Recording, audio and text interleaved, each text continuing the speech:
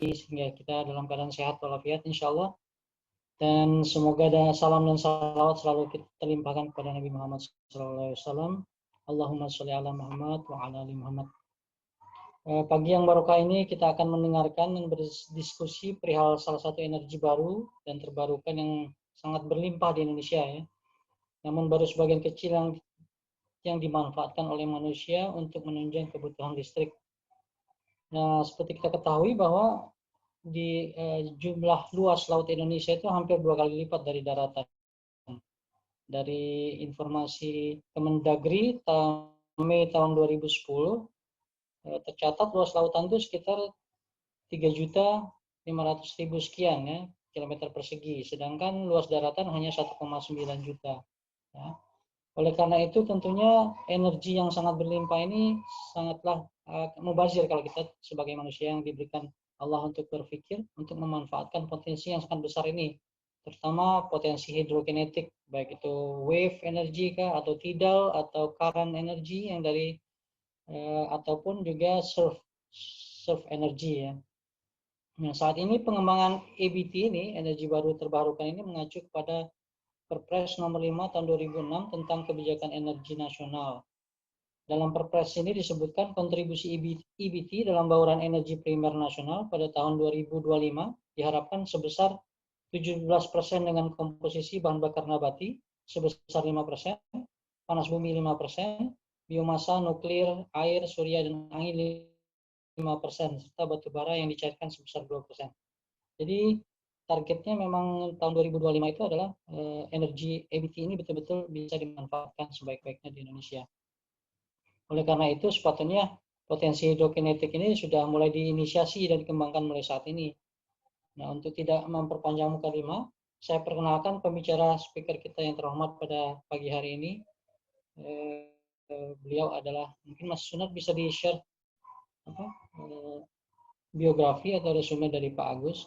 Baik Pak, saya share. Pak Agus ini adalah profesional dan akademisi yang sudah melalang buana ke beberapa negara ya, baik bekerja maupun studi. Beliau adalah alumnus Secondary School New Zealand, kemudian juga alumnus Geofisika Universitas Gadjah Mada, alumnus daripada Stanford University, dan sekarang menyelesaikan kandidat doktor di UTM juga di Johor, Malaysia. Jadi masih satu alumni dengan saya di S1 dan juga sekarang di S3. Beliau juga teman bekerja juga waktu di Caltex. Beliau lebih awal, senior saya, sejak tahun 1988 sampai 98, selama 10 tahun bekerja. Kemudian bekerja di beberapa divisi, baik secara strategis maupun secara teknikal ya. Kemudian tahun 2016 setelah beliau tahun 1998 beliau ketika ada golden second hand pertama di Caltex, waktu itu di Chevron Pasifik Indonesia, beliau pindah ke Brunei, ke negara jiran tetangga, dan menjadi istilahnya advisor ya, penasehat daripada Sultan Brunei Darussalam, Sultan Bolkiah, di bidang oil and gas, dan beliau juga menjabat beberapa posisi selama di sana, kurang lebih selama 8 tahun di bidang oil and gas. Dan setelah dari Brunei, beliau sekarang kembali ke Indonesia sejak tahun 2017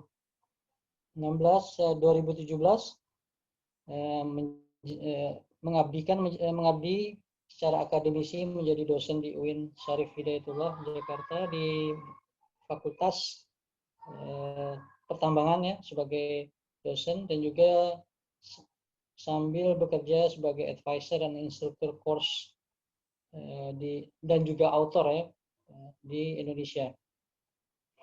Beliau juga aktif menulis, jumlah buku yang ditulis sekitar 15 judul ya. Selain itu juga pemakalah di berbagai konferensi nasional internasional, dan terakhir di tahun 2018 di International Conference Islamic Civilization. Beliau juga aktif di UMKM, dunia entrepreneur dan community services ya, sebagai founder, co-founder, chairman, dan juga advisor. Dan beliau juga pernah mendapatkan 6 penghargaan dari Caltex, Diaspora, dan juga dari Sultan Bolkiah, Sultan Brunei Darussalam. Demikian pengalaman dan wawasan beliau yang dimiliki. Mungkin tidak memperpanjang lagi introduction atau mukadimah. Ada baiknya kita mendengarkan pemaparan beliau tentang potensi hidrokinetik di Indonesia dan era energi terbarukan. Waktu dan kesempatan kami berikan kepada Pak Agus selama 70 menit untuk pemaparan dan dilanjutkan dengan tanya jawab selama 20 menit. Demikian. Kalaupun ada pertanyaan bisa di chat di media chatting atau nanti juga bisa raise hand ketika sesi tanya jawab. Waktu dan tempat kami persilakan. Baik, terima kasih. Terima kasih Pak Dika, terima kasih Pak Sunar, terima kasih Pak Dika atas introduction-nya yang generous. Alhamdulillahirrahmanirrahim. Bismillahirrahmanirrahim. Assalamualaikum warahmatullahi wabarakatuh buat semuanya. Tadi disebutkan sama pembuka acara Pak Sunar bahwa kalau pagi-pagi kita belajar itu juga ini termasuk ngaji juga ya Pak ya. Ya, jadi mudah-mudahan meneruskan tadi yang sudah subuh ngaji, kita belajar lagi. Apa yang ingin saya sampaikan pada pagi hari ini adalah tentang hidrokinetic energy. Mohon dinyalakan sharing saya. Saya belum sharing Pak, di share Pak Sunar. Dika boleh minta tolong jadikan Pak Agus sebagai host. Ya, saya tolong dijadikan host supaya bisa gitu.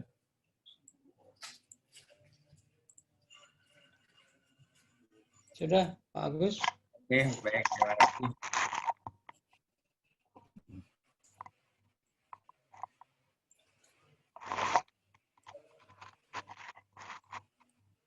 Ya, ini dia yang ingin saya sampaikan. Kelihatan ya, sudah ya screen-nya ya. Sharing jelas, saya Pak. judulnya. Sudah jelas.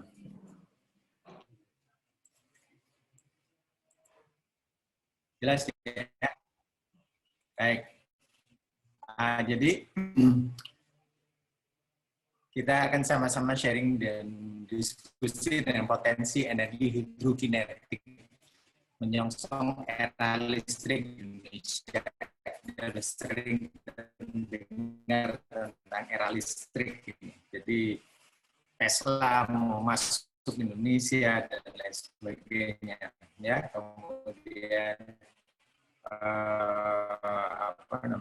pencarian nikel habis-habisan untuk buat baterai gitu ya. Jadi kita akan ke arah listrik ya. Kemudian ini materi yang ingin sampaikan, saya usahakan bisa 88 ini tercover karena agak panjang. Tapi ada 40 waktunya 70 menit. Mohon maaf di sini hujan, jadi suaranya mungkin agak nggak jelas ya. Kedengeran nggak jalannya? Ya Pak, agak putus-putus Pak.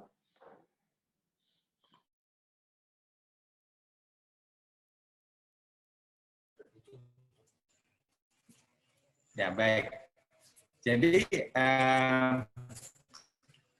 yang pertama tentang era listrik di kepulauan kita, negeri kepulauan ini ya. Tadi sudah Pak Dika sudah menjelaskan tentang ini negeri kepulauan. Dua prinsip daripada teknologi hidrokinetik ini apa sih gitu ya secara fisika.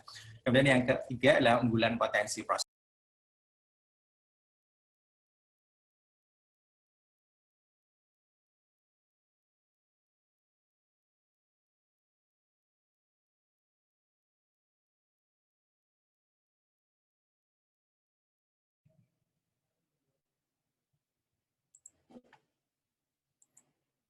Yes, sorry baru tersambung lagi. Bisa di assign lagi saya sebagai host supaya bisa share screen.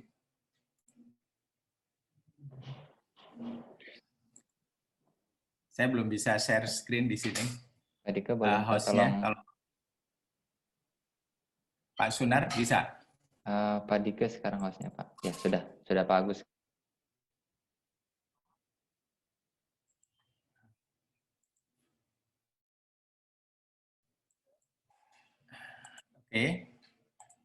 Ya, jadi ini yang apa namanya topik-topiknya. Kemudian era listrik. Ya, pertama kita sudah lihat ini di beberapa udah mondar-mandir di Jakarta. Bahkan saya lihat juga di apa namanya di koran di Madiun juga sudah ada bis listrik.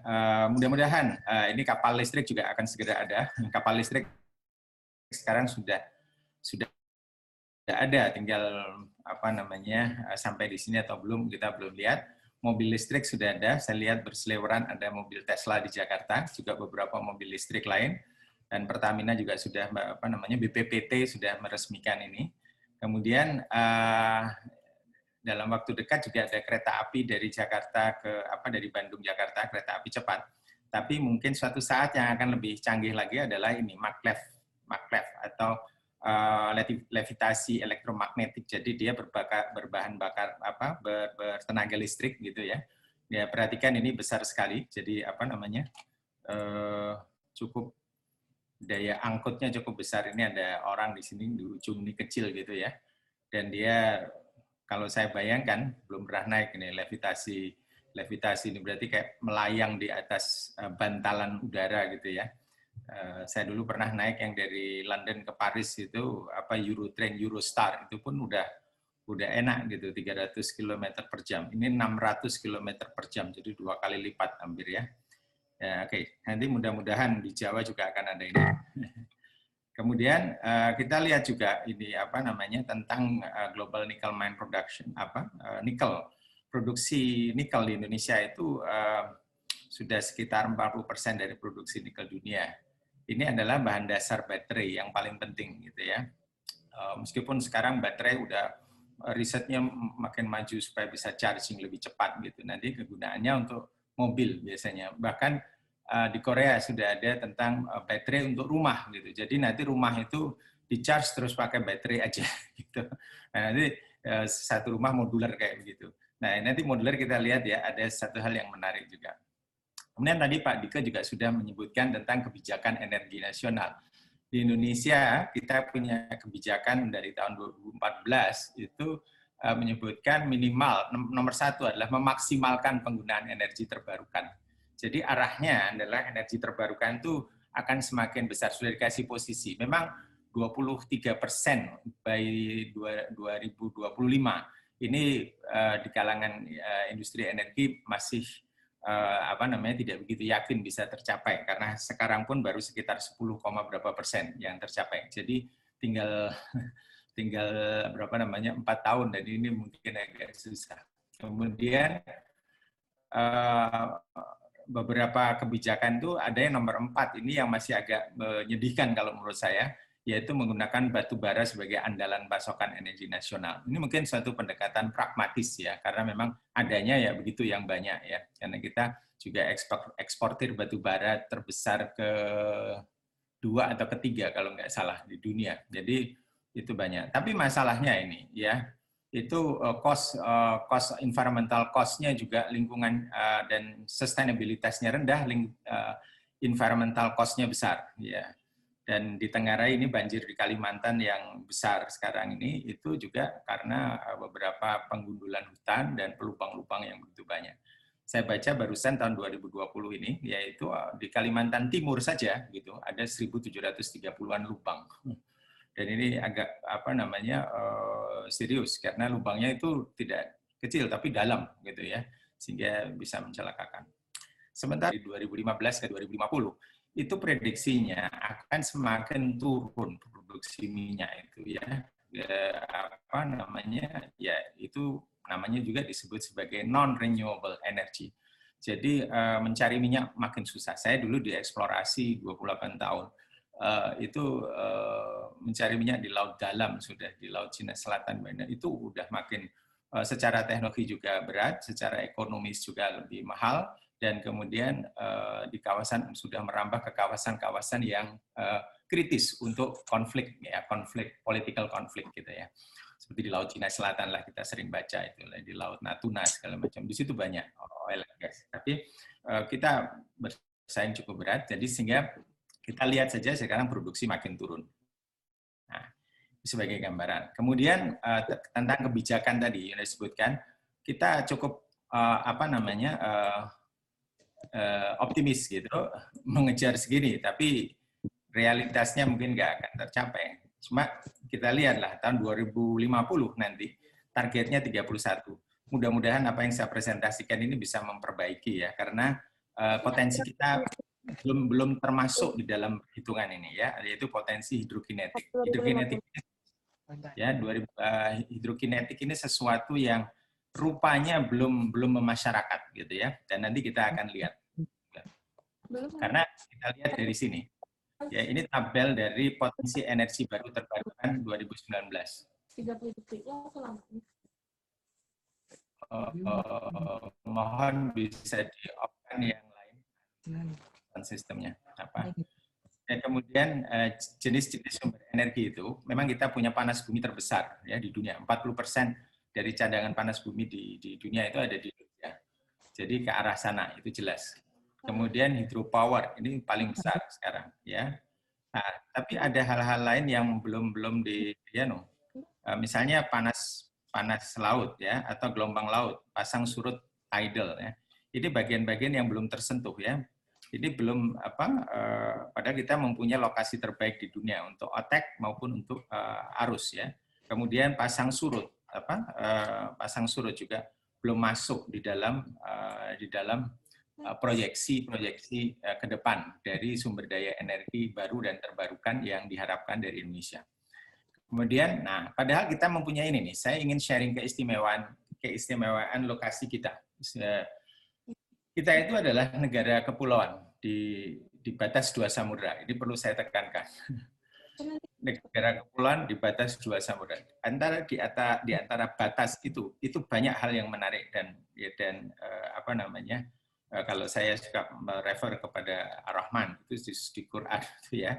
Itu kalau di batas dua itu ada satu kenikmatan yang harus kita syukuri. Nanti kita lihat.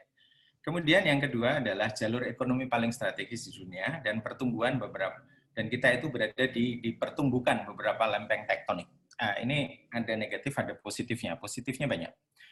Ini contoh, ini saya ingin menggambarkan peta dunia ya dengan perspektif kita Indonesia. Kita sering mendapatkan peta dunia kita itu bentuknya itu kita berada di pojok sebelah kanan bawah gitu ya, karena itu European sentris. Tapi kalau kita lihat Indonesia dalam Indonesia sentris gitu ya, maka kita lihat bahwa posisi kita itu di tengah-tengah di antara Samudra Pasifik dan Samudra Hindia, ya, dua lautan besar. Nah, keberadaan kita berada di antara dua lautan besar ini, ya, dan belum lagi nanti kita berada di ekonomi terbesar, ya, di antara ini dengan ini, ya, perhubungan antara timur dan barat tidak bisa terjadi kalau tanpa melewati perairan Indonesia. Dan kita jumlah pulaunya adalah yang terbanyak di dunia. Jadi kita posisi kita itu tadi itu adalah posisi merupakan poros ekonomi paling strategis di dunia. Ya, paling strategis. Saya kenapa? Karena separuh dari armada kapal dunia itu lewat perairan kita. Contohnya ini ya. Kemudian yang lewat itu besar-besar, ada tanker, ada kontainer dan sebagainya. Kemudian 50% dari armada tanker dunia itu tanker ya, kan dibawanya dari Timur Tengah, lalu dikirim ke yang pasar paling besar itu adalah sekarang Cina dan Korea, Jepang dan sebagainya. Itu semuanya melewati perairan Selat Malaka atau Selat Sunda atau Selat Lombok. Gitu. Jadi besar. Dan berapa besar jumlahnya itu? Sekitar 50.000. Itu udah data agak lama. Kalau sekarang saya kira udah lebih dari 50.000 kapal melintasi Selat Malaka setiap tahun. Barangkali kalau yang suka di Riau, di Johor misalnya gitu, di titik paling selatan, ya Mas Pak Dike. Nanti kalau di UTM jalan-jalan ke Johor bagian selatan, itu lihat kapal itu berderet-deret gitu, ya. Dia nyebrang Selat Malaka, suatu selat yang sempit. Dan kapal-kapal itu mengangkut benda-benda yang penting untuk dunia, bukan cuma kapal tangkap ikan gitu ya, tapi untuk rig, untuk ini barang-barang ya, minyak gitu. Jadi penting sekali. Nah, ini yang dari petanya yang dibuat oleh Cina. Cina itu punya program namanya apa sekarang BRI, ya, Belt and Road Initiative, atau dulu namanya OBOR, ya, One Belt One Road. Nah, terus yang pakai disebutkan sebagai jalur sutra laut. Nah, ini salah satu peta yang mereka pakai, itu menunjukkan bahwa Selat Malaka itu adalah selat yang paling penting buat mereka. Ya. Kenapa? Karena mereka tergantung minyaknya, dan kalau sudah jadi barang, mereka juga akan jual balik. Nah, jalur ini, jalur minyak itu, menghubungkan antara Teluk, ya, kemudian Saudi Arabia dan Afrika Utara, itu harus melalui Selat Malaka. Hidroteknik, hidrokinetik berkelanjutan. Pak Dika boleh di-off-kan semua pesertanya untuk suaranya supaya tidak terganggu. Nah, ini kemudian ini disebut sebagai Global Super Highway. Saya menyebutkan. Kalau beberapa hari yang lalu ya ada tiga drone ini ketemu nih ya.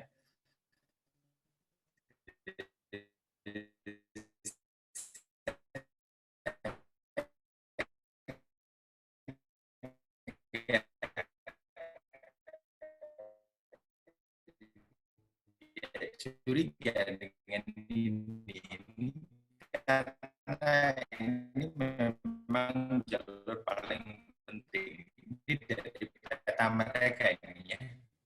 Sehingga ini titik-titik merah itu adalah Blue Water Chinese Navy. Jadi pangkalan-pangkalan militer laut ya Cina itu ada di sini sudah. Nah, mereka menjaga jalurnya. Nah, ini itu berita yang misalnya tentang ditemukannya drone air gitu ya, drone bawah air gitu Cina itu.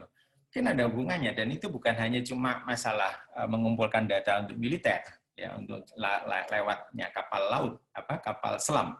Tetapi dia merupakan untuk menjaga keselamatan jalur ekonominya dan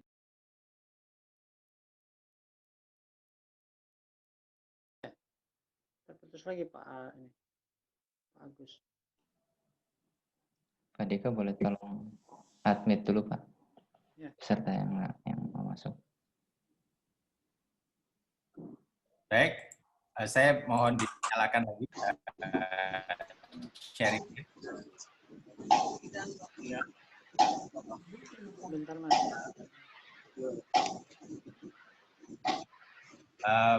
Pak Dika, mohon disambungkan. Ya, sebentar. Saya carikan ini. Tadi saya sedang sharing screen, tapi sekarang belum bisa. Oke. Pak Sunar? Ya. Oke. Sudah, Mas? Ya, oke.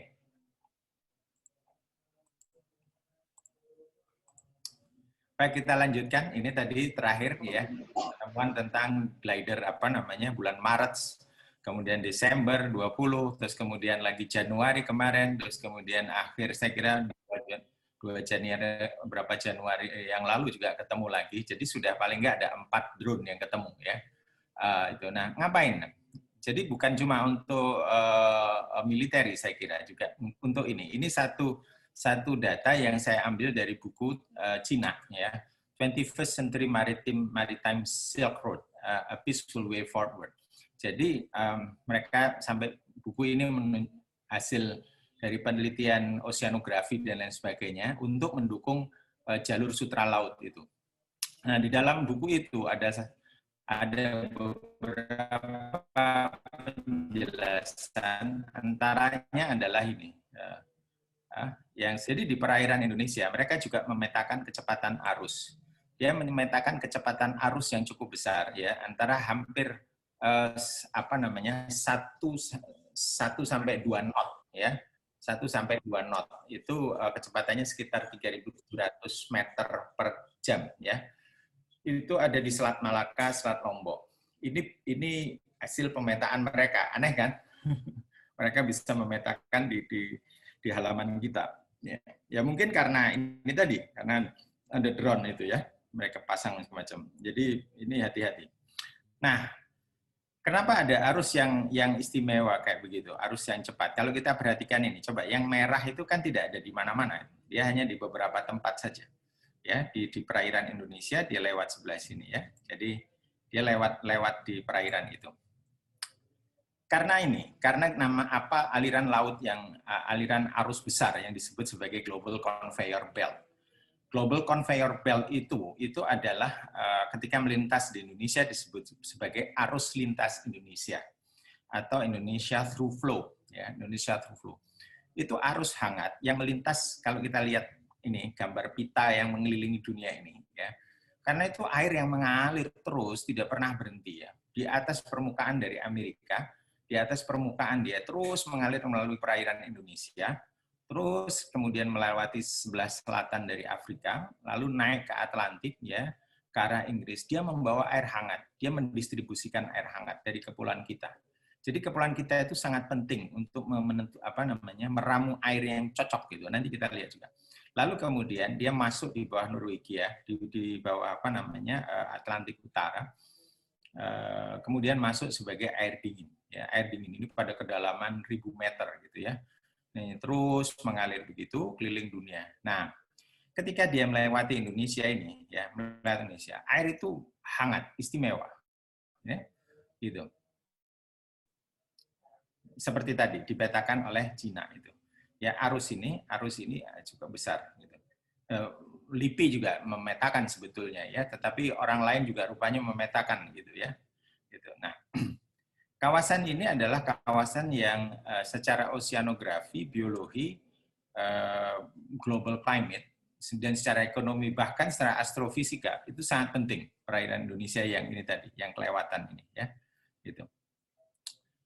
Jadi 10% dari kawasan di Asia Tenggara itu di perairan kita. Tapi saya kira ini lebih dari itu ya. Dan di bawah Katulistiwa itu kawasan ini sekitar 10% dari seluruh yang ada di dunia. Tetapi di tempat lain, kayak misalnya air hangat itu melewatnya di tengah-tengah laut gitu ya. Tidak seperti di perairan Indonesia, dia melalui selat-selat selat-selat kita yang dekat dengan populasi kita, sehingga ini bisa dimanfaatkan gitu. Ya. Tadi disebutkan bahwa 2/3 wilayah kita itu berupa air laut ya. Dan air itu adalah bukan air yang diam, tapi air yang bergerak abadi. Bergerak abadi. Seperti ini. Ya. Nah, ketika bumi itu berputar, gitu, maka air laut itu juga ikut berputar. Gitu. Nah, ini yang disebut sebagai global conveyor belt, dia ngalir terus. Jadi ini adalah air laut yang bergerak abadi. Ya. Dan kepulauan kita itu istimewanya adalah kepulauan yang terbentuk dari tumbukan lempeng. Gitu. Jadi bentuknya itu aneh-aneh dan banyak gunung-gunung gitu ya. Ada 2 busur vulkanik di sini ya, itu yang cincin api disebutkan itu. Maka menghasilkan panas bumi. Maka tadi nggak heran kalau disebutkan sebagai 40% dari produksi panas bumi dunia itu ada di Indonesia. Dan kemudian produksi listrik dari panas bumi kita sekarang sudah ranking 2 dan mudah-mudahan 2-3 tahun ke depan kita sudah ranking 1 di dunia. Jadi sudah diperhatikan dengan bagus. Nah, kemudian pulau-pulau kita itu banyak pegunungan dengan puluhan ribu sungai mengalir. Ini menarik. Ya, kalau kita di tempat-tempat lain mungkin tanahnya luas tapi tidak banyak sungai yang mengalir, gitu ya. Kita bersyukurlah bandingkan juga dengan Afrika ya, dengan Afrika atau Timur Tengah gitu. Sungai jarang gitu ya. Bahkan kalau di Eropa pun itu kalau di tempat yang datar nggak begitu banyak sungai gitu ya. Nah, ini sumber air pedesaan kita itu luar biasa gitu ya. Yang kita perhatikan ini. Ini ada gambar yang menarik dari Ambon. Itu sungainya mengalir dan mereka take care betul ya orang penduduk desa ini sehingga dikasih keramik gitu ya, dikasih keramik ini. Bagus sekali ya. Jadi sungainya bersih sekali gitu ya.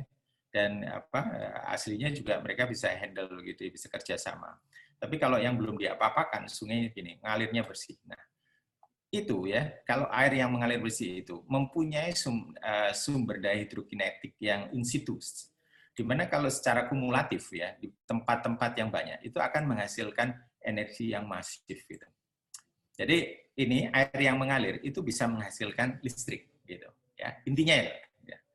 Jadi kalau di laut itu current energy farm bisa dibangun gitu ya dengan pembangkit listrik di mana kincir anginnya itu bukan kincir angin di udara tetapi kincir air di bawah laut gitu dimasukkan. Keuntungannya apa? Jadi prinsip teknologinya ini fisika ya, fisika.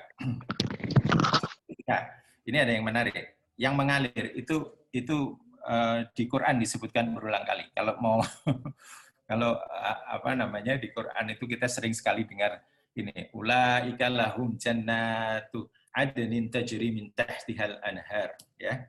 Jadi apa? Surga itu digambarkan mempunyai sungai yang mengalir gitu ya. Bukan danau, bukan oase pada padang pasir, bukan nama, tetapi air yang mengalir, sungai yang mengalir.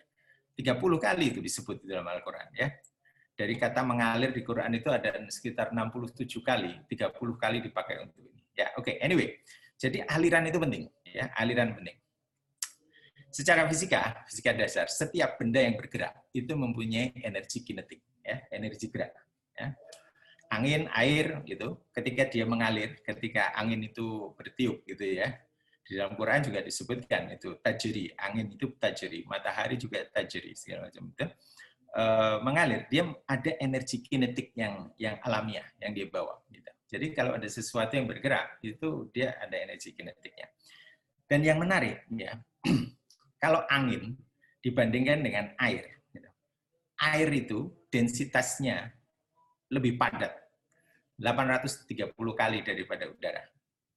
Dia belum sampai seperti benda. Kalau benda keras itu, dia mungkin densitasnya jauh lebih tinggi gitu. Tetapi jadi masalah, dia tidak mengalir, gitu kan? Darah itu kalau bagus, ya meskipun bagus, kalau nggak mengalir nggak ada gunanya. Jadi harus mengalir. Nah air juga demikian. Air itu pas, dia berat, dia punya densitas yang bagus, tetapi dia mengalirnya bagus. Maka energi kinetik di air yang mengalir itu jauh lebih besar dari udara yang mengalir. Jadi kalau kita nangkep pakai kincir angin, ya, dia perlu kecepatan yang luar biasa, yang besar gitu untuk memutar kincir gitu. Tetapi di laut, ya, di air sungai tadi yang mengalir itu tidak perlu sampai keras gitu. Kenapa? Dia punya torsi, punya yang besar gitu, ya. Jadi kita lihat rumus fisikanya. Jadi kalau itu, ya, kita bisa menangkap di laut itu baik anginnya maupun arusnya ataupun gelombang ombaknya.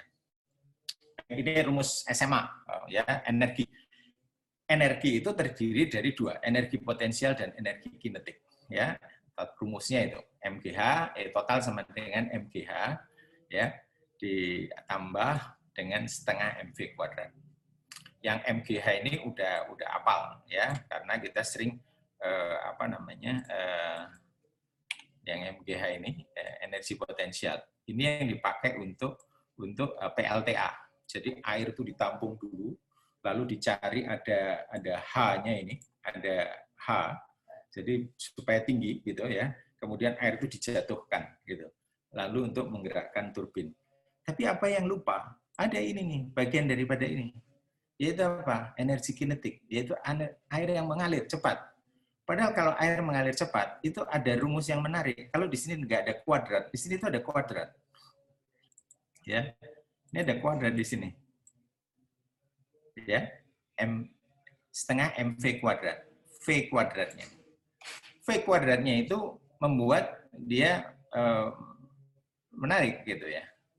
Nah, sedangkan kalau turbin, kalau kita lihat turbin, power yang daya listrik yang dihasilkan, itu rumusnya malah ini, luas permukaan dari turbinnya, ya. Kemudian velocity dari sesuatu yang menggerakkan itu pangkat 3. Jadi kalau tadi ini ada densitasnya itu kalau angin ya angin, maka dia perlu besar sekali V-nya. Tapi kalau air di mana densitas tadi itu 830 kali daripada angin, maka V ini nggak perlu gede juga akan bagus. Dipangkatkan 3 lagi ya. Maka P insya Allah bisa dapat ya. Itu prinsip fisikanya. Nah, sekarang kalau untuk memperkirakan berapa banyak sih bisa didapat energi potensi energi listriknya gitu. Itu dibandingkan antara luas kawasan yang terpengaruh dengan arus tadi dan juga dengan kalau ini pasang surut naik turunnya arus gitu ya. Dan ini juga sekali lagi ini pangkat 2 gitu. Ya, jadi Ini menarik ya. Jadi dengan dua ini kita akan sebetulnya bisa melihat kita punya nih potensi pasang surut yang kalau tadi itu sungai yang mengalir, ini pasang surut itu laut, itu juga ada air yang mengalir. Dan ini berhubungan dengan tinggi pasang surutnya. Nanti kita lihat di beberapa daerah kita, itu pasang surutnya cukup tinggi. Ya. Oke, jadi keunggulan, potensi, dan prospek. Mari kita lihat sekarang. Kalau tadi sudah belajar bahwa Indonesia itu kayak apa, perlunya gimana, fisikanya gimana, sekarang kita punya apa keunggulannya? Ada 10 keunggulan. Ini keunggulan hidrokinetik. Kalau di Indonesia tadi sudah kita sebutkan, itu khas dibandingkan dengan negara lain. Yang mereka tidak punya adalah arus lintas Indonesia, di mana bagian dari global conveyor belt tadi itu, ya, yang air keliling dunia yang volumenya besar itu melewati perairan kita. Nanti kita akan lihat seberapa besar sih sebetulnya arus air itu, luar biasa. Gitu ya. Nomor 2, kalau itu suatu aliran yang besar, gitu, maka yang dibangun itu bukan cuma satu kincir, ya, tapi dia bisa berbentuk sebagai energy farm. Jadi kincirnya itu banyak, gitu. Kincirnya banyak. Tadi kayak gambar foto kincir udara, kincir angin, gitu. Maka yang kincir laut pun juga bisa dipasang banyak. Yang ketiga, ini yang paling menarik menurut saya adalah prediktabilitasnya tinggi dibandingkan dengan energi surya dan angin. Kalau energi surya, itu kita kayak sekarang ini hujan, dulu sudah kayak efisien. Tetapi kalaupun panas, itu hanya bisa antara pagi, mulai jam berapa, mungkin jam 9, sore pun juga sampai jam 3. Itu efektif sekitar 5-6 jam. Gitu ya. Malam ketika kita butuh listrik, justru malah nggak ada. Gitu. Ya. Jadi ketika dibutuhkan, listrik nggak ada. Sehingga perlu baterai. Yang kedua, angin.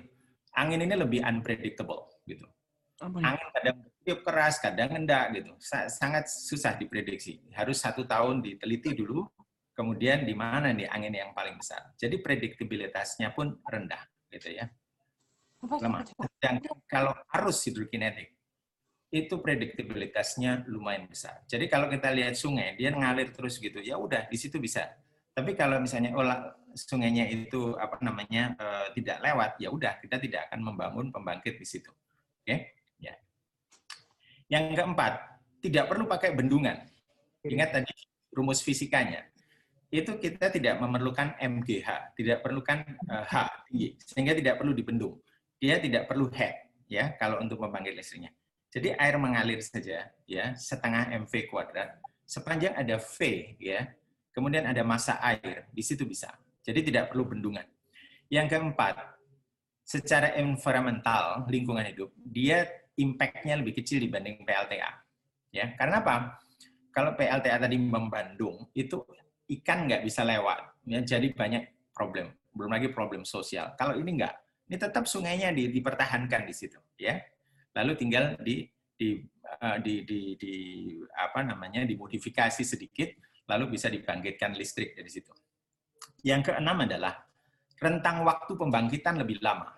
Bisa 24 jam bandingkan dengan surya tadi. Surya itu cuma sekitar 5 ke 6 jam. Ya, angin justru lebih unpredictable. Tapi kalau arus, apalagi seperti Arlindo tadi itu, arus lintas Indonesia, kita nggak pernah lihat dia berhenti. Atau ombak, kita berdiri di pantai Parangtritis atau di mana, ombak nggak pernah berhenti. Dia terus saja ada, ya. Dan kalau arus pasang surut, dia juga begitu. Dia naik terus. Paling ada waktu berhenti ketika dia beralih jadi stabil, tapi dia akan naik lagi. Jadi kalau pasut, dia mungkin cuma sekitar 20 jam per hari. Tapi still predictable. Gitu. Predictable. Highly predictable. Yang ketujuh adalah, dia bisa dipasang secara serial. Kalau bendungan kan satu, gitu aja. Memang ada bendungan yang serial. Jadi satu sungai dibendung beberapa. Saya pernah lihat di New Zealand. Itu satu sungai dibendung beberapa kali. Di Mississippi juga begitu kan, ada di beberapa bendungan. Nah, tetapi kalau di hidrokinetik itu serialnya bisa lebih banyak gitu ya, tanpa harus membangun bendungan. Kemudian yang ke-8, tidak memerlukan storage system ya, baterainya less, mungkin ada tapi less ya. Dibandingkan tadi misalnya angin ya, atau matahari. Matahari itu kan dia cuma siang saja. ketika listrik dibutuhkan malam, maka perlu ada baterai untuk menyimpan dari siang ke malam. Gitu. Kalau ini enggak, pembangkit listrik dari air yang mengalir, dia 24 jam mengalir. Gitu ya. Maka dia bisa dipakai tanpa menggunakan baterai, atau less baterai paling enggak, sedikit. Yang ke-9 adalah densitas air tadi itu, lebih besar daripada angin. Ya, 830 kali lebih besar. Sehingga apa? Kita tidak memerlukan arus yang begitu besar seperti hembusan angin yang kuat. Gitu. Dia hanya memerlukan aliran air antara 1 sampai 2 knot saja. Gitu. Ya, itu udah cukup. Nah, padahal beberapa sungai itu bisa kita lihat dan juga arus laut itu sampai sebegitu. Yang ke-10. Nah, ini diperkirakan ini mempunyai IROI yang kompetitif dengan PLTA yang sudah paling tinggi. IROI, apa itu IROI? Nah, kita pindah. IROI itu adalah Energy Return on Energy Invested. Jadi keekonomiannya, ya. IROI itu adalah keekonomian. IROI itu, ya, adalah kalau kita seperti kalau kita melakukan investasi. Investasi itu berapa persen kita akan mendapatkan balikannya begitu dari investasi yang dimasukkan dan berapa kali dikeluarkan. Return on investment, ROI gitu ya. Nah, tapi ini energi. Kalau di oil and gas misalnya gitu, kita memproduksi minyak ya, tapi kita juga kesedot sebagian minyak dipakai untuk menyedotnya minyak sendiri, pompanya misalnya gitu. Habis gitu dia di refining, berkurang lagi. Lalu habis itu ditransportasi, berkurang lagi. Sehingga yang bersih kita pakai itu bukan sama dengan yang ada di sumur gitu ya. Nah, ini yang loss seperti ini. Itu menunjukkan seberapa efisien atau seberapa tinggi IROI dari suatu jenis energi ya. Ini gampangnya di minyak begitu. Lah, kalau ini tadi adalah IROI adalah energy gather dibagi dengan energy invested. Jadi berapa sih yang kita habiskan untuk mendapatkan energi yang kita perlukan. Nah, ini tabel mengkumulasi IROI tadi itu. Jadi menarik. Yang sisi kanan ini net energi yang dihasilkan atau dihabiskan. Kalau yang merah dihabiskan, kalau yang hijau ini diperoleh gitu. Paling rendah itu di sini nih, paling tidak efisien. Ya. Ya. Ya. Putus ini kayaknya. Pak Agus, Masih terdengar? slide-nya masih kelihatan? Slide-nya, karena yang host tadi udah berubah jadi PLC tadi. Mas Sunar yang pegang? Ya, saya Pak. Nah, slide-nya masih kelihatan ya? Masih Pak. Oke. Masih kelihatan? Oke, baik. Ya, jadi ini kayak biodiesel dari sawit misalnya begitu ya, atau dari jagung kalau di Amerika, atau dari bunga matahari atau dari kedelai. Itu ternyata dia mempunyai IROI yang sangat rendah, gitu. IROI-nya sangat rendah. Artinya tidak efisien untuk menghasilkan 1 liter minyak itu menghabiskan banyak energi, gitu ya. Dia harus tanam dan lain sebagainya. Nah, yang paling menarik di sini adalah hidroelektrik, ya, hidroelektrik sama nuklir ya. Itu dia sangat efisien sekali, gitu ya. Tapi ini banyak penolakan karena itu. Tapi hidroelektrik paling senang. Minyak, gitu ya. Minyak itu ada di mana ini? Ini. Oke lah, minyak itu masih IROI-nya masih bagus. Jadi yang merah itu seberapa banyak dihabiskan untuk menghasilkan minyak yang banyak. Ini produksi minyaknya yang biru ini. Kemudian yang merah ini berapa dihabiskan. Jadi kalau di sini itu hampir dia bakpo aja ini sawit gitu ya, biodiesel. Gitu. Terus kemudian wind itu lumayan juga sekarang di sini ya. Tapi solar PV itu karena dia memproduksi PV-nya itu agak mahal, jadi masih di sini. Tapi dengan kemajuan teknologi, saya dengar sekarang sudah mulai makin bagus ya, mendekati sini. Sudah naik dari ini yang dipanggil sebagai energy cliff. Energy cliff jadi ya memang bisa menghasilkan energi tapi kecil aja gitu, nggak ada gunanya. Nah, untuk hidrokinetik belum pernah diukur, tetapi dia akan berada saya rasa di sekitar ini ya. Dia dekat dengan hidroelectric power gitu ya. Jadi ini IROI yang menjanjikan menurut saya. Nah, kalau biaya produksi dari pembangkit listrik tenaga pasang surut atau tidal, ini sudah dihitung di proyek di Korea, ya, Korea, Sihwa Lake, danau. Jadi dia membuat beberapa pulau itu disambung dengan satu dam, gitu, dijadikan seperti danau, lalu kemudian dibikin pembangkit listrik di situ, ya, lalu memanfaatkan dengan aliran perubahan ketinggian dari air pasang surut.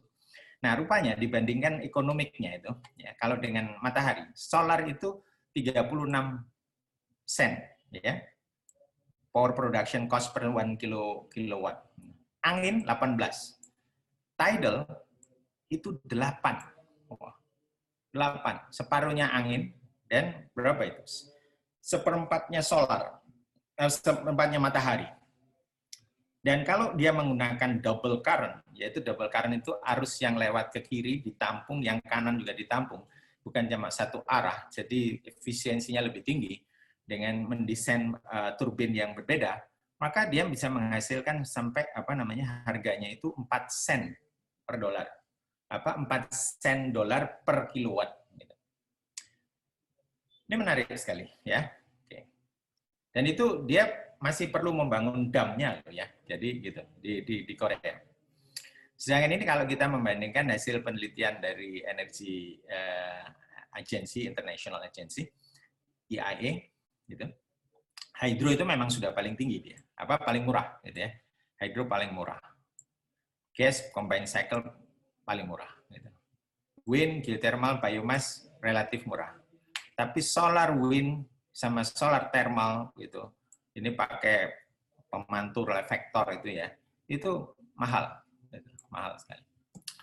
Jadi arahnya adalah ke hydro. Tapi hydro yang mana? Nah, itu tadi saya bilang kalau persamaannya itu hydro yang pakai dam ya dibandingkan dengan yang arus gitu, maka sebetulnya lebih menarik yang arus, potensinya lebih banyak gitu. Artinya keberadaannya lebih banyak dan khas Indonesia. Baik, kita lihat di ini ya, potensi sumber daya energi hidrokinetik. Ya. Ini yang kelima.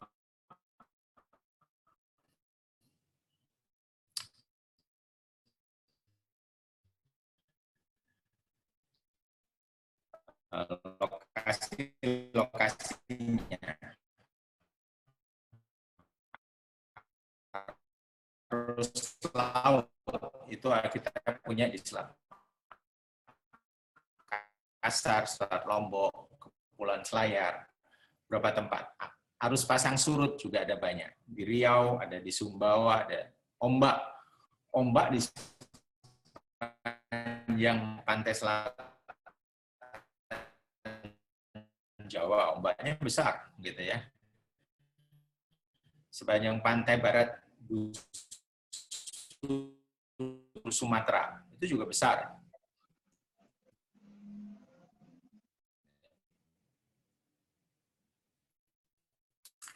Kemudian kogenerasi dari limbah air, ya, lokasi-lokasi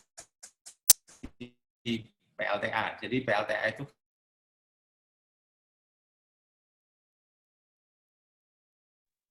putus ya.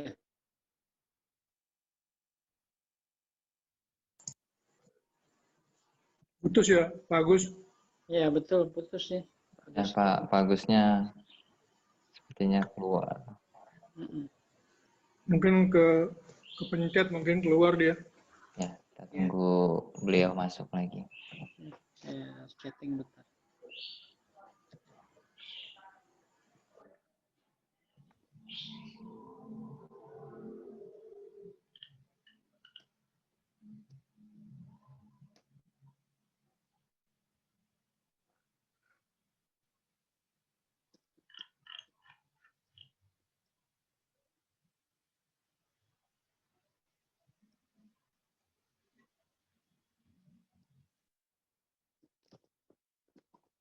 Mohon maaf, mungkin kita menunggu sebentar.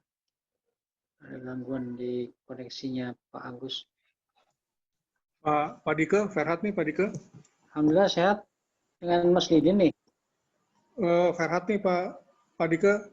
Oh, Mas Farhat. Oke. Ya mau tanya ini kira-kira sampai jam berapa ya? Tadi kita estimasi tadi sekitar jam 11-an ya. Oke, ya udah, oke. Ya udah, Pak Dike, saya standby lagi. Oke, Lanjut. makasih. Ya. Oke, saya sudah sambung lagi nih. Maaf, Ya. terputus. Baik, Pak. Bisa di apanya? Share screen ya? Bisa, Pak. Iya.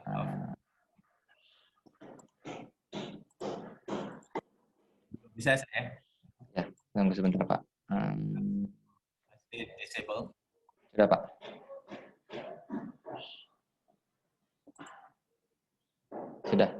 Sudah bisa, Pak.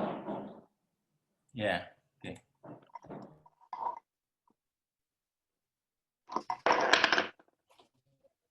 Sudah kelihatan ya? Ya, sudah kelihatan cukup jelas, Sudah, Pak. Pak. Sudah. Baik. Ya, jadi tadi sudah yang keempat. Kemudian yang kelima, arus sungai. Sungai-sungai di pedesaan juga. Kemudian ada aliran kanal, ya. Aliran kanal atau aliran dalam pipa air, ya. Aliran dalam pipa air atau aliran dalam kanal. Kanal kita banyak. Itu irigasi, ya, irigasi. Jadi bisa. Ini seperti ini. Kalau di desa-desa ini bisa misalnya dipakai hanya kecil saja. Nih, apa namanya, yang untuk tepat guna lah misalnya gitu. Ini memang cuma berapa watt kalau yang ini, ya, ini kecil sekali. Tapi kan sekarang ada listrik, penggunaan listrik sangat rendah, hanya pakai LED, ya. Bisa untuk apa namanya, untuk menyalakan pompa irigasi, ya, air dari sumur dalam atau irigasi ke sungai, sawah gitu ya, atau misalnya industri rumahan dan lain sebagainya, ya. Untuk balai desa, penerangan jalan dan sebagainya. Dan kemudian aplikasi segeranya bisa misalnya untuk di desa-desa itu yang jauh dari jaringan listrik, bisa pakai modular unit di pedesaan untuk berbagai keperluan produktif. Misalnya juga yang tadi, terus kemudian untuk BTS gitu ya, atau lampu jalan. Ini lampu jalan ini misalnya contoh ini di Jepang, orang memasangnya di apa namanya, kecil-kecil gini, cuma satu LED, kemudian pembangkitnya yaitu aliran sungai yang sungai kecil gitu. Saya bayangkan seperti kalau di cukup banyak, sehingga kalau sungai-sungai di Jogja apa namanya, aliran sungai kecil aja di Jalan Kaliurang misalnya, itu dari Sungai Merapi itu arusnya cukup gede, ya gitu, meskipun kecil, bisa untuk lampu-lampu. Nah, kemudian dari laut, ya, dari laut, energi hidrokinetik dari laut. Oke, mungkin Bapak membayangkan tentang ombak, ya, ombak. Ini dia dipindah. Tapi sebelumnya ada ini ya, apa untuk kita di Al-Quran itu di surat As-Sur. Dia disebutkan bahwa di laut itu ada api, ada suatu energi, ya. Al-Bahri Masjur, demi laut yang di dalam tanahnya ada api. Jadi, oke, selain ombak yang besar, ya, ombak yang besar atau arus, ya, ini selain ombak ada arus gitu, beda itu ya. Kemudian arus itu ada arus laut biasa, ada arus yang dari tidal tadi, ya, pasang surut. Kemudian ada hydrothermal vent, ya, dan dari gunung-gunung berapi dasar laut. Jadi ini ayat ini sahih gitu, bahwa sekarang dunia membuktikan ada energi gitu ya. Nah, hidrokinetik di laut itu apa aja? Arus laut, oke, tidal, oke, ombak, kogenerasi, arus sungai dan lain sebagainya. Tadi sudah disebutkan aliran kanal, aliran pipa air, conduit. Nah, ada orang yang mengatakan ini dari European Ministry of Energy Center, ya, dia menyebutkan bahwa potensi di laut itu, there is a huge potential, absolutely huge amount of energy out there. Jadi besar sekali. In fact, we don't know how much. Karena memang besar sekali. Nanti kita lihat. Ini yang sudah akhirnya berjalan. Apa namanya, proyek-proyek sudah jalan. Tahun di luar. Di Indonesia itu saya heran juga. Kok belum ada.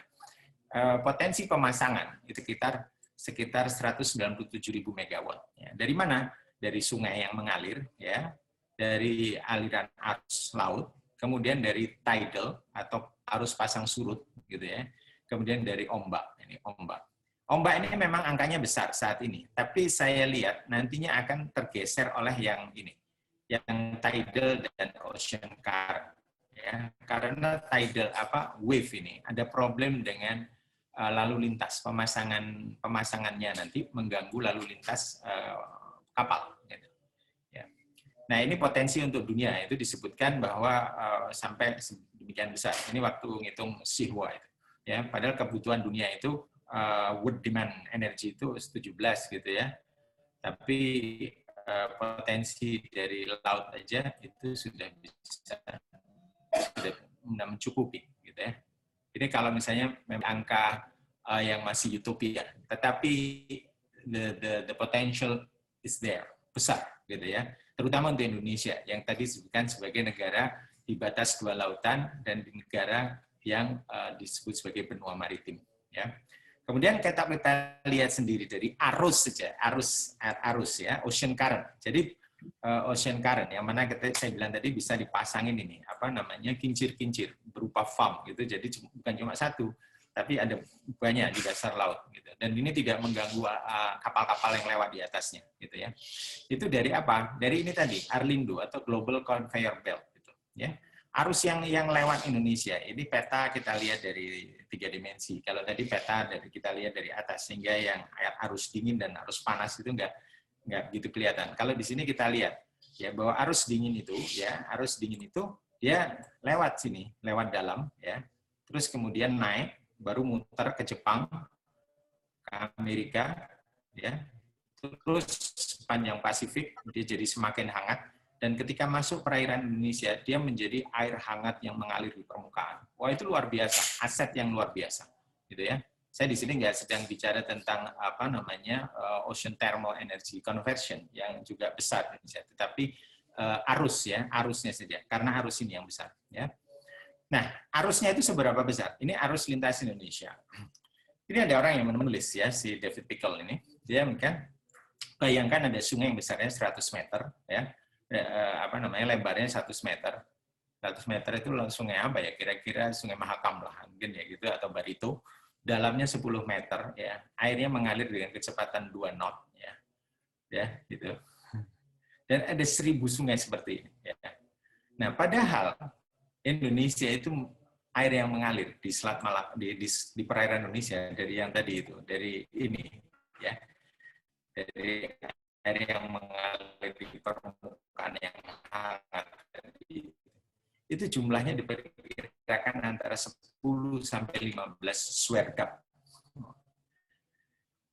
Itu sama dengan 5 sungai gede yang mempunyai tenaga yang besar karena mengalir dengan kecepatan yang cukup besar. Nah, gitu ya. Putus lagi. Masih sambung saya atau putus ya? Masih tersambung. Masih Baru sempat putus-putus saja. Oke, Oke, baik. Nah, ini aliran arus tadi itu ya. Kalau yang ini arus Arlindo gitu ya, arus lintas Indonesia. Kita selalu dulu diajari di sekolah-sekolah kita buku lama lah, itu arus korosio dan oyasio itu nggak begitu dampak buat kita, tapi harusnya gitu. Kita harus paham bahwa ada arus yang sangat besar yang mengalir di Selat Makassar, ya terus ke Selat Lombok, terus selat laut kita itu dulu tangguh sampai kemana-mana, sampai ke Madagaskar, sampai ke New Zealand, sampai ke Hawaii, sampai ke itu pelaut-pelaut dari kita itu sampai ke seluruh dunia. Karena arus ini, ya arus ini. Dan sekarang kita menggunakan arus itu untuk prospek energi hidrokinetik. Kalau kita zoom lagi, ke lebih dekat lagi, itu yang Selat Makassar, ya itu sekitar 8 swergap. Swergap itu 8 juta meter kubik per detik. Itu debitnya 8 juta meter kubik per detik, ya. Kemudian dia mengalir ke selat-selat, diantaranya ke Selat Lombok ini, atau kemudian mutar di Pulau Selayar, ya, ke Takabunirate, terus ke Banda Timor, lalu kembali lagi ke lautan Hindia. Dan aliran arus ini itu abadi. Selama bumi itu berputar, ya, maka arus air itu terus jalan. Itu yang tadi disebut Global Conveyor Belt. Ketika dia melalui perairan Indonesia, dia menghasilkan energi yang luar biasa. Nih, tahun 61 ya, Uritke itu sudah memetakan arus ini ya. Dan ini sebetulnya potensi energi yang luar biasa. Nih kita perhatikan ada arus-arus yang konsisten. Arus konsisten itu kalau yang di Laut Jawa itu berbalik. Kalau bulan Februari dia dari utara ke selatan, ya. Kalau bulan Juni dia naik atau dibilang angin timur dari timur ke utara, ke barat kemudian ke utara. Tetapi ada angin-angin ya yang konsisten karena apa? Memang air mengalir dari sana, yaitu dari utara ke selatan, seperti di Selat Makassar, ya, karena Arlindo tadi. Kemudian juga air yang mengalir di Selat Malaka, Selat Malaka. Ini nggak peduli bulan Juni atau bulan Februari. Jadi sepanjang tahun sebetulnya arusnya itu konsisten. Nah ini menarik. Ingat tadi prediktabilitasnya. Prediktabilitas kita itu terhadap arus ini cukup besar. Sehingga untuk membangun pembangkit listrik dari tenaga hidrokinetik itu prospektif lah begitu. Karena dia sudah predictable tempat lewatnya memang begitu. Ya.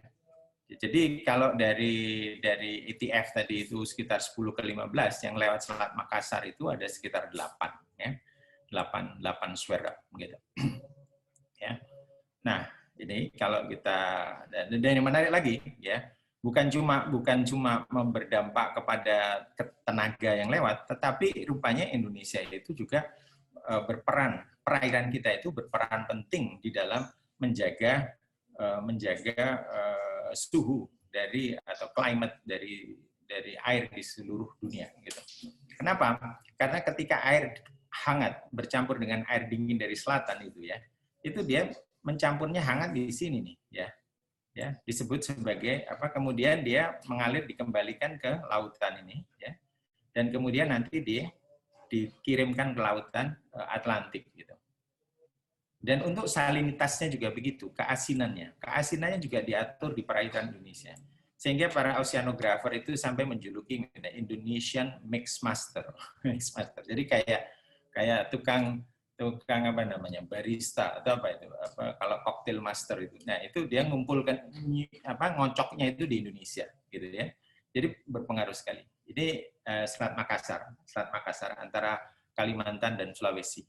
Ini topografinya, yang tengah itu dalam, yang merah itu agak dangkal, gitu ya, agak dangkal di Palu. Ini kemarin yang ada gempa bumi di sini, ya, di daerah Mamuju, gitu ya, di daerah Mamuju banyak. Kita lihat geografinya pun juga begini, tajam sekali, gitu.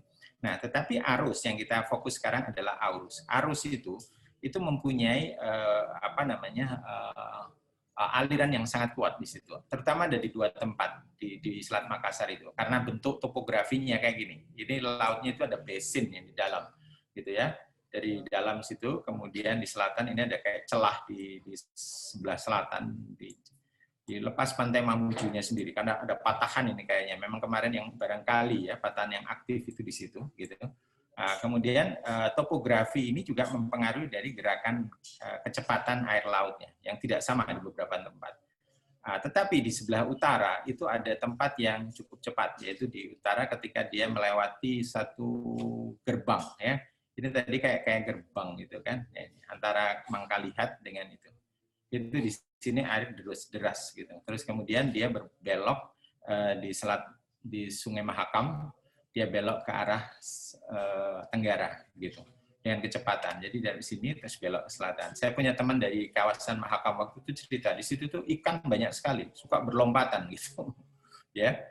Mungkin karena dia dikirimin lah dari mana gitu ya. Gitu. Nah, kemudian di sebelah selatan ya, kalau tadi di utara, di sebelah selatan setelah melewati Mamuju itu, di mana air yang mengalir itu sekitar 9 juta meter kubik per detik ya debitnya, maka di sini mulai dibagi gitu, dibagi sebagian besar bergerak ke arah timur ya, dan sebagian kecil lagi ke arah selatan langsung masuk ke selat Lombok antara Bali dengan Lombok ya. Nah kemudian di sini ini ada namanya sebagai suatu tinggian gitu ya, dipanggil sebagai Dewa Kangsil. Saya pernah diceritain sama researchers yang menyelam di situ. Arus di situ tuh kuat sekali, gitu ya. Arus dia ada kayak dinding gitu, kemudian arusnya kuat sekali. Jadi orang bisa hanyut. Seperti juga di mana namanya di Nusa Penida, itu arusnya kuat sekali. Nah, Itulah sebetulnya bagian dari global conveyor belt yang ketika dia melewati perairan Indonesia yang celah-celahnya sempit, maka dia membawa energi yang luar biasa, membawa hidrokinetik yang luar biasa. Ini di selatan, ya, kira-kira yang potensial ada di sekitar Mamuju, ya, kemudian di Dewa Kangsil tadi di lepas pantai Takalar, gitu ya, Sulawesi Selatan.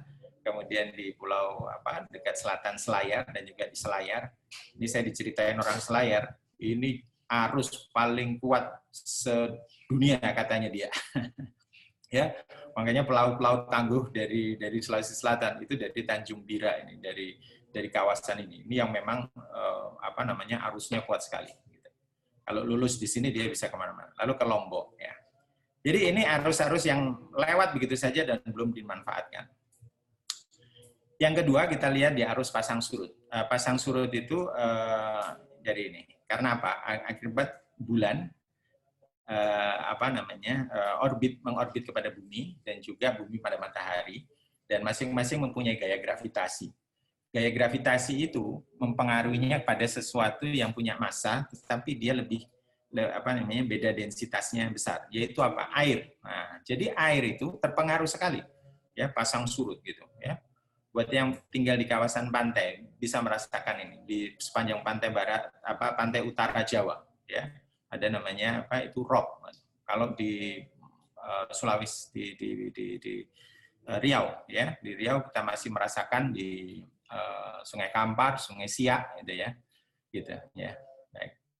Dan jenisnya beda-beda, ya, akibat daripada itu tergantung dari bentuk sudut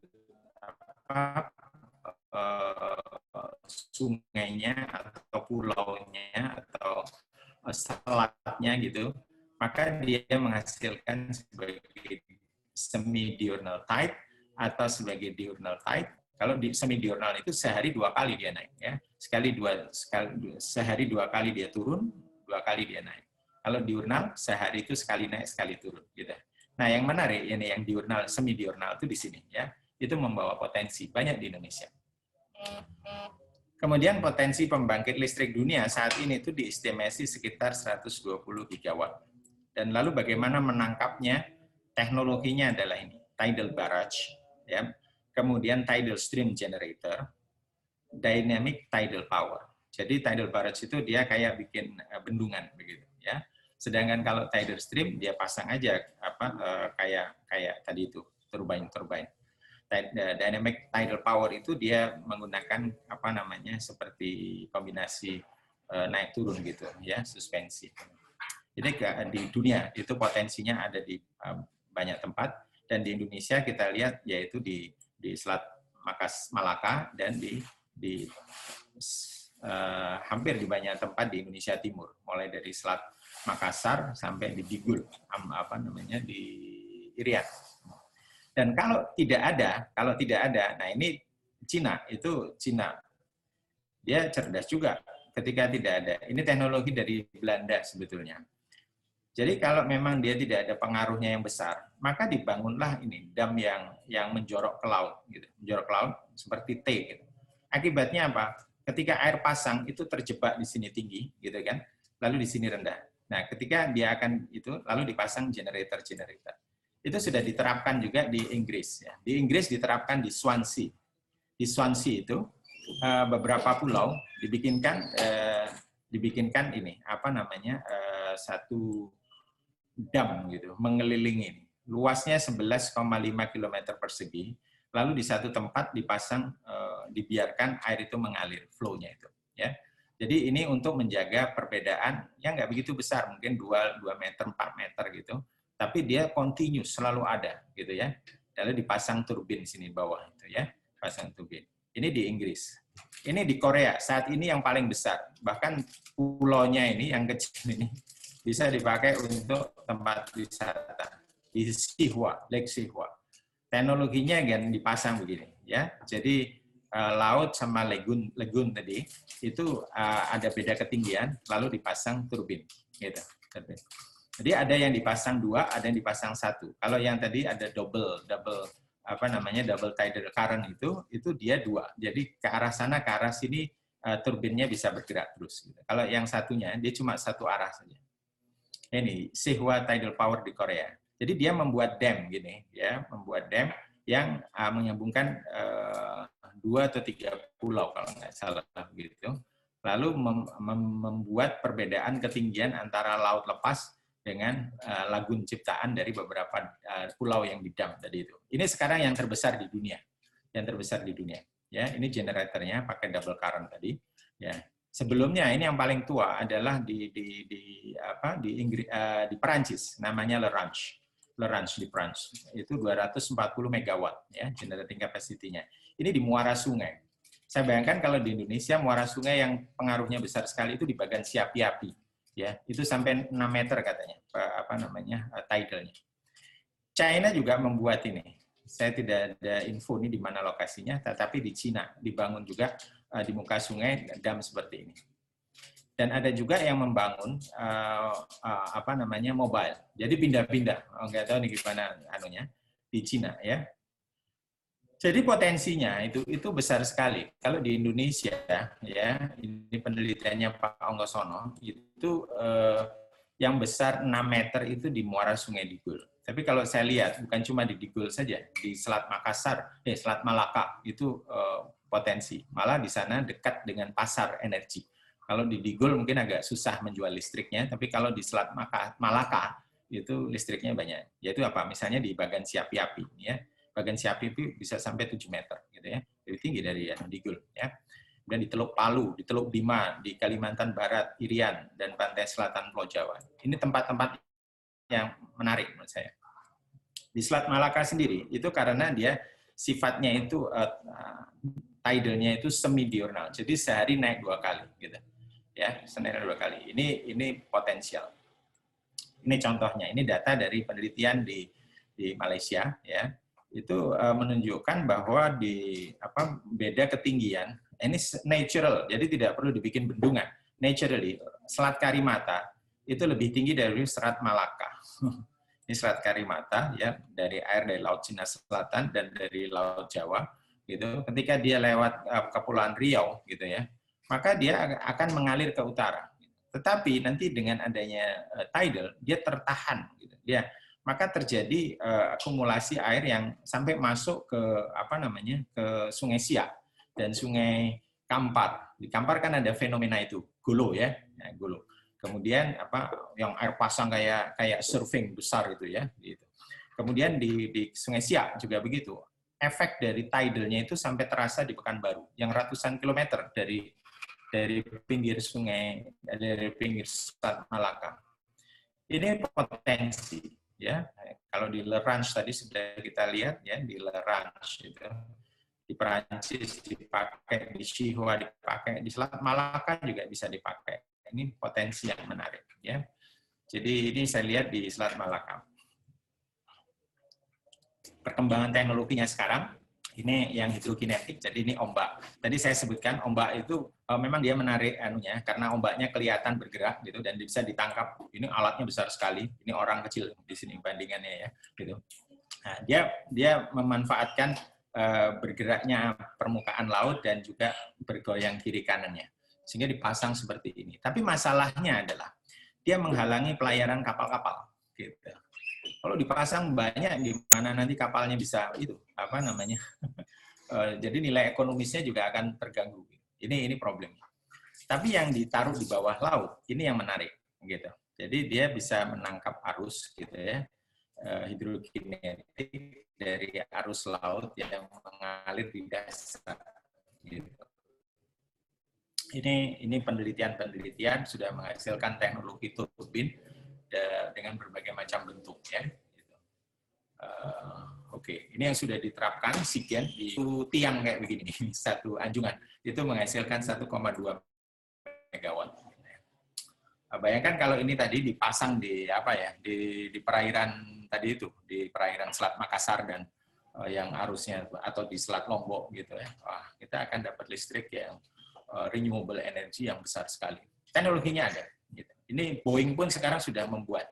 Ini ya, Red Hydro Canada itu dia menggunakan seperti baling-baling. Jadi kayaknya ini prinsipnya Bernoulli gitu.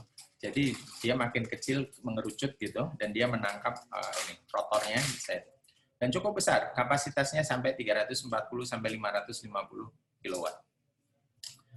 Atau yang diapungkan seperti ini, diapungkan di sungai biasanya ya.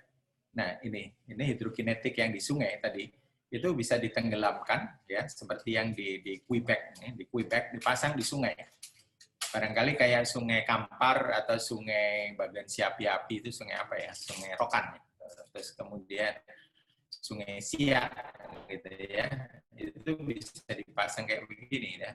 Ini Boeing ini. Saya kira ini teknologinya nggak secanggih bikin pesawat ya. Di Indonesia bikin. Barangkali apa namanya? Indonesia juga akan bisa ini bikinnya. Oke. Dan perbandingan sistem-sistem ini ada yang model ditenggelamkan gini, ini cukup besar sampai 250 kilowatt. Udah saya ada videonya, YouTube bisa dilihat bagaimana dia diturunkan. Atau dia bentuk yang lebih besar lagi, itu turbin kayak begini, atau turbin yang seperti turbin angin, gitu ya, bisa sampai 1 megawatt. Atau yang dimasukkan di kanal irigasi, dicemplungkan kayak gini, ya. Jadi air mengalir di irigasi itu bisa dimanfaatkan juga. Bahkan yang kecil seperti ini, kanal irigasi, ya. Atau ini sungai-sungai kecil begini, ya. Atau aliran sungai kota untuk lampu, misalnya lampu jalan. Nah, sedangkan untuk yang di yang laut lepas itu atau di selat itu dibikin ladang kincir angin seperti ini. Di dasar laut ya, supaya tidak mengganggu alur pelayaran, atau bisa dipindah-pindah tergantung dengan kekuatan arusnya.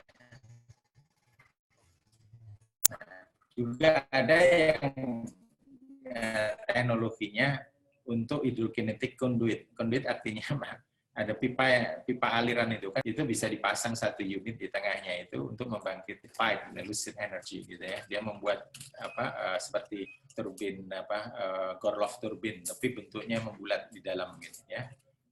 Nah, terakhir tantangan ke depannya apa? Ini dia.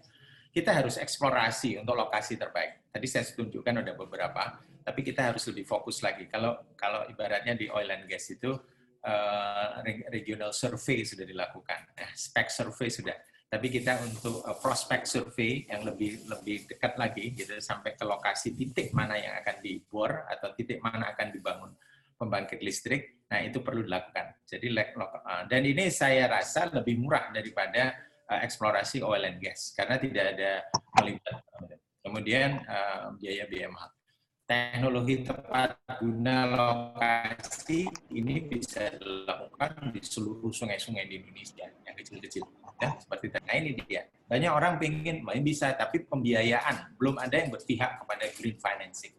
Mungkin ini yang perlu dieksplor lebih lanjut. Saya kira ada dari lembaga-lembaga filantropis nanti yang bisa, atau kalau di bank saya nggak tahu, ya. Tapi di lembaga filantropis ada. Kemudian yang keempat adalah kebijakan, undang-undang, dan regulasi. Nah, ini supaya tidak tabrakan. Tapi ini relatif.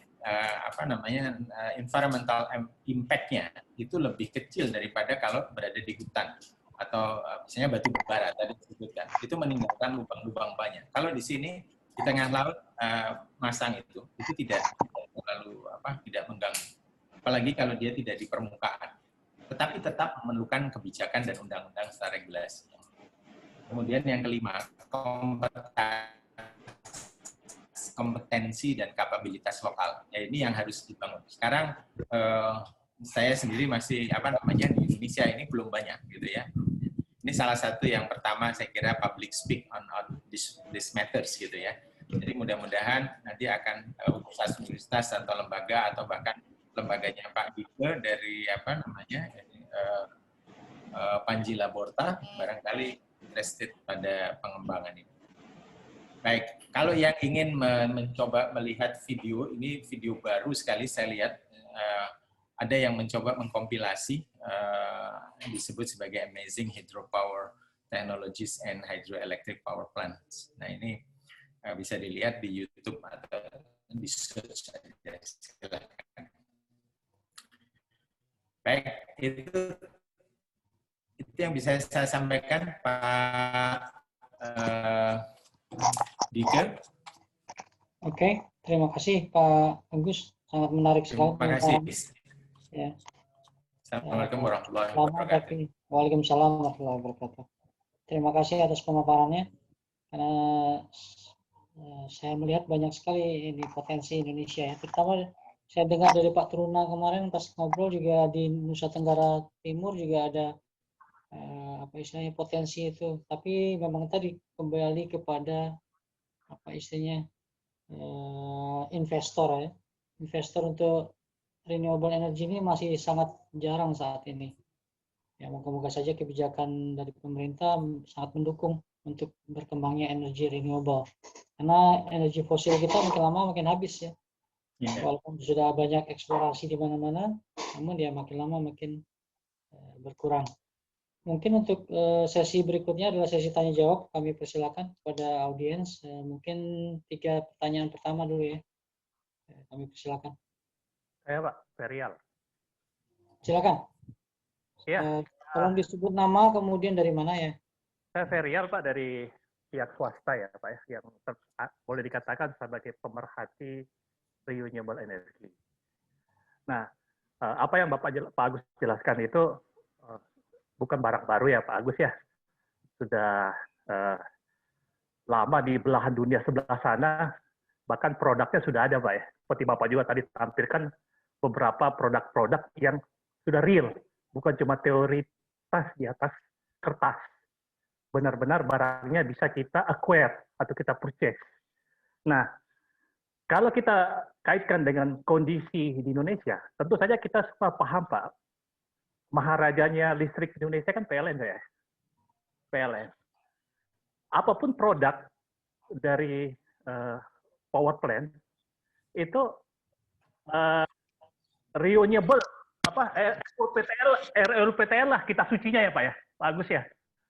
Nah, jika betul-betul Bapak bisa meyakinkan pihak PLN dalam hal ini negara atau ISDM sebagai departemen teknis, saya rasa ini bisa diwujudkan Pak. Karena itu satu-satunya pintunya ya itu.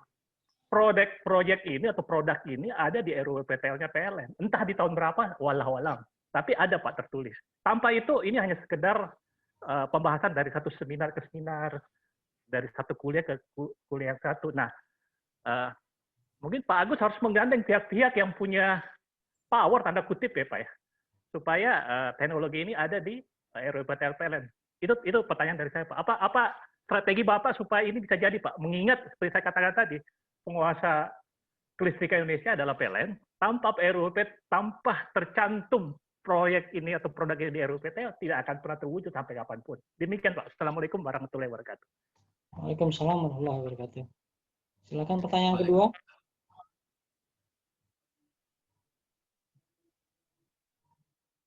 Boleh, Pak Dike. Saya Pak.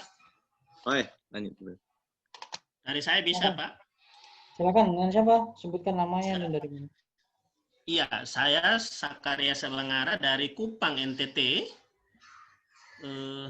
Saya selama ini teliti tentang solar cell, Pak, sel surya. Hanya dengan potensi-potensi yang Bapak sampaikan tadi itu begitu bagus sekali. Cuman yang sampai saat ini, saya terus terang seorang pengajar, saya belum tahu karena saya bukan orang di dalam pengambil keputusan begitu, kendala apa yang dihadapi oleh sistem sehingga potensi yang kita miliki saat ini seperti yang Bapak Agus tadi sampaikan tadi itu kok belum termaksimalkan, dimanfaatkan begitu. Bahkan kita mengimpor energi begitu loh.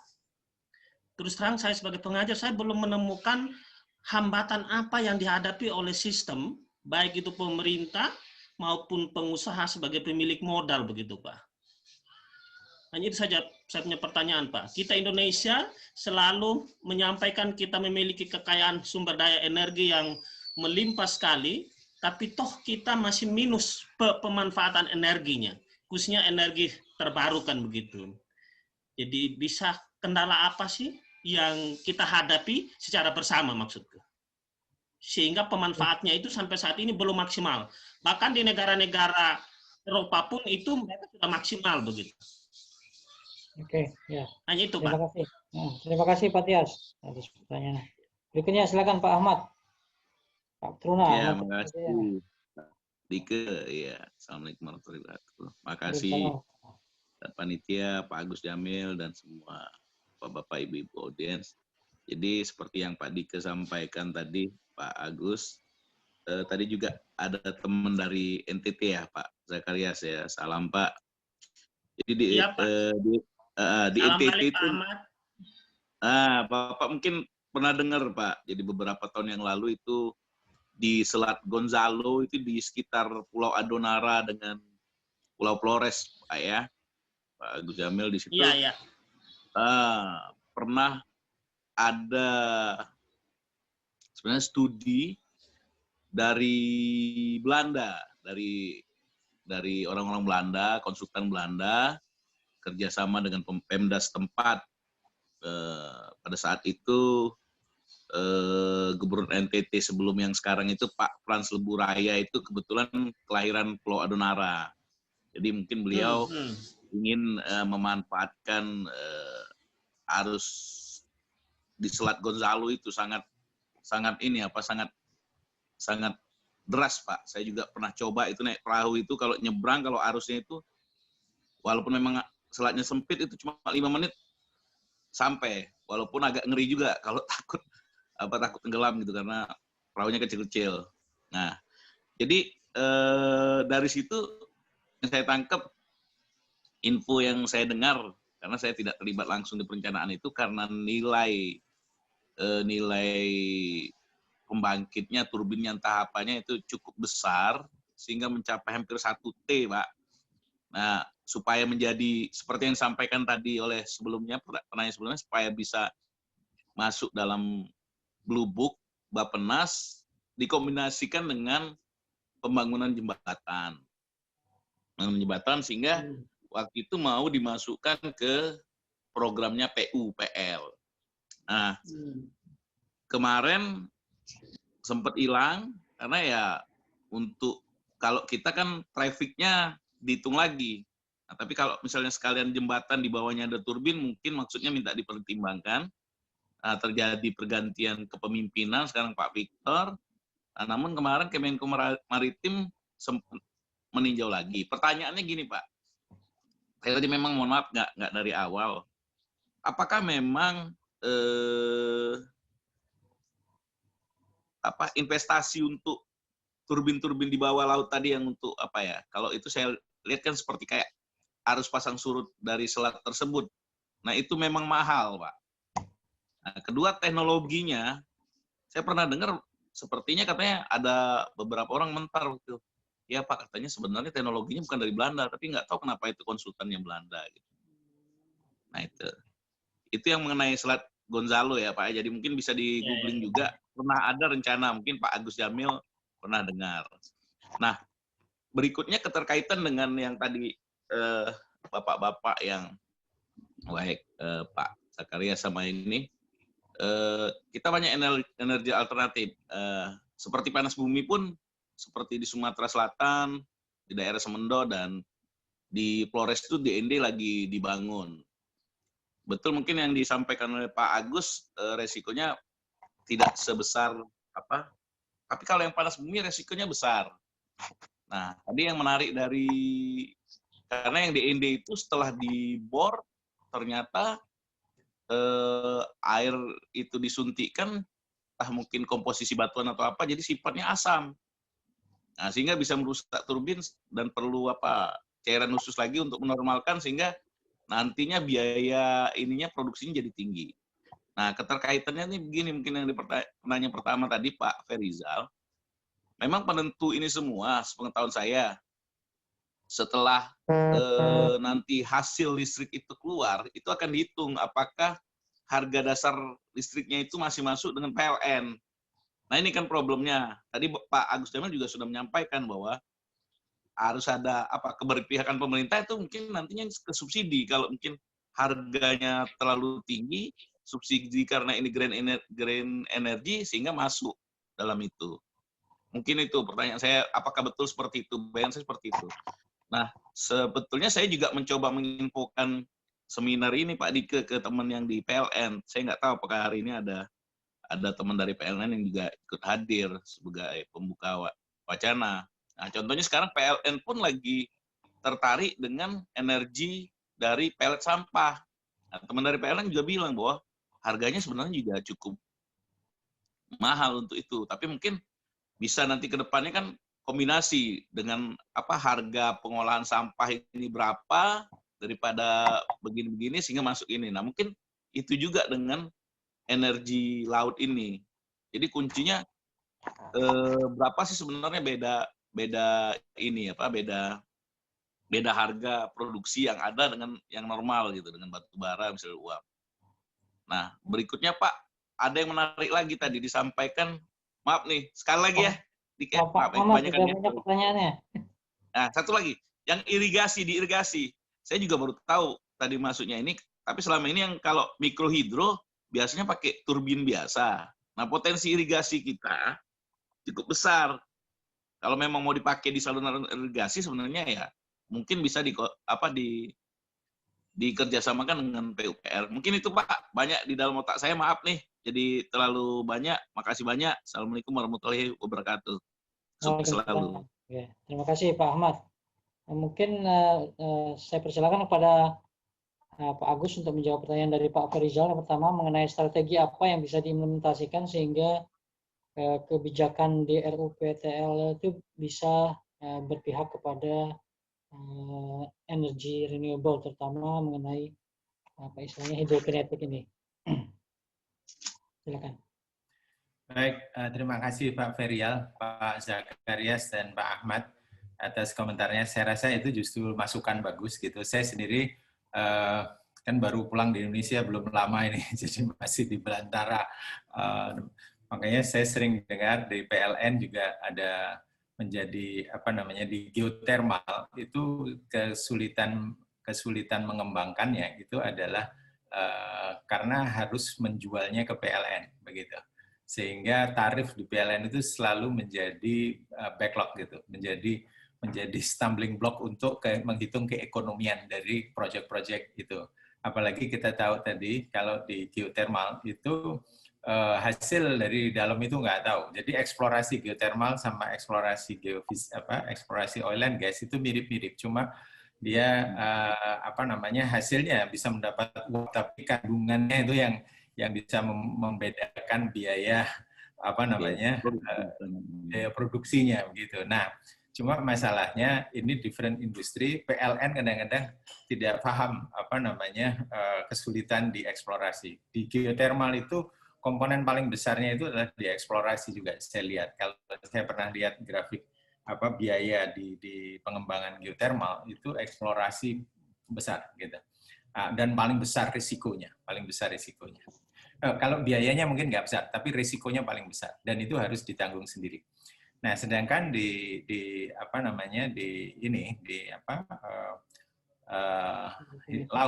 laut dan di sungai-sungai tadi, memang ini idenya tidak baru-baru amat, tetapi dibandingkan dengan geothermal yang sudah puluhan tahun gitu ya, atau oil and gas yang sudah ratus tahun gitu. Ini suatu hal yang baru. Tapi dalam 20 tahun terakhir ini picking up. Jadi saya lihat pengembangan turbin itu banyak sekali. Mana yang proven, mana yang nanti sambil jalan. Jadi samalah pengembangan teknologi tadi saya tunjukkan macam-macam gitu. Dalam 20 tahun terakhir ini saya lihat beda-beda gitu. Nah, kalau tadi disebutkan oleh Pak Ferial, memang dukungan kuncinya itu di PLN. Kalau ada di buku birunya PLN, RUPTL tadi, itu udah ada di situ. Itu udahlah, nanti dikembangkan. Tapi kalau kita ngelihat geothermal juga udah ada di situ. Tapi nggak ketemu di tarifnya, gitu, di tarifnya. Jadi memang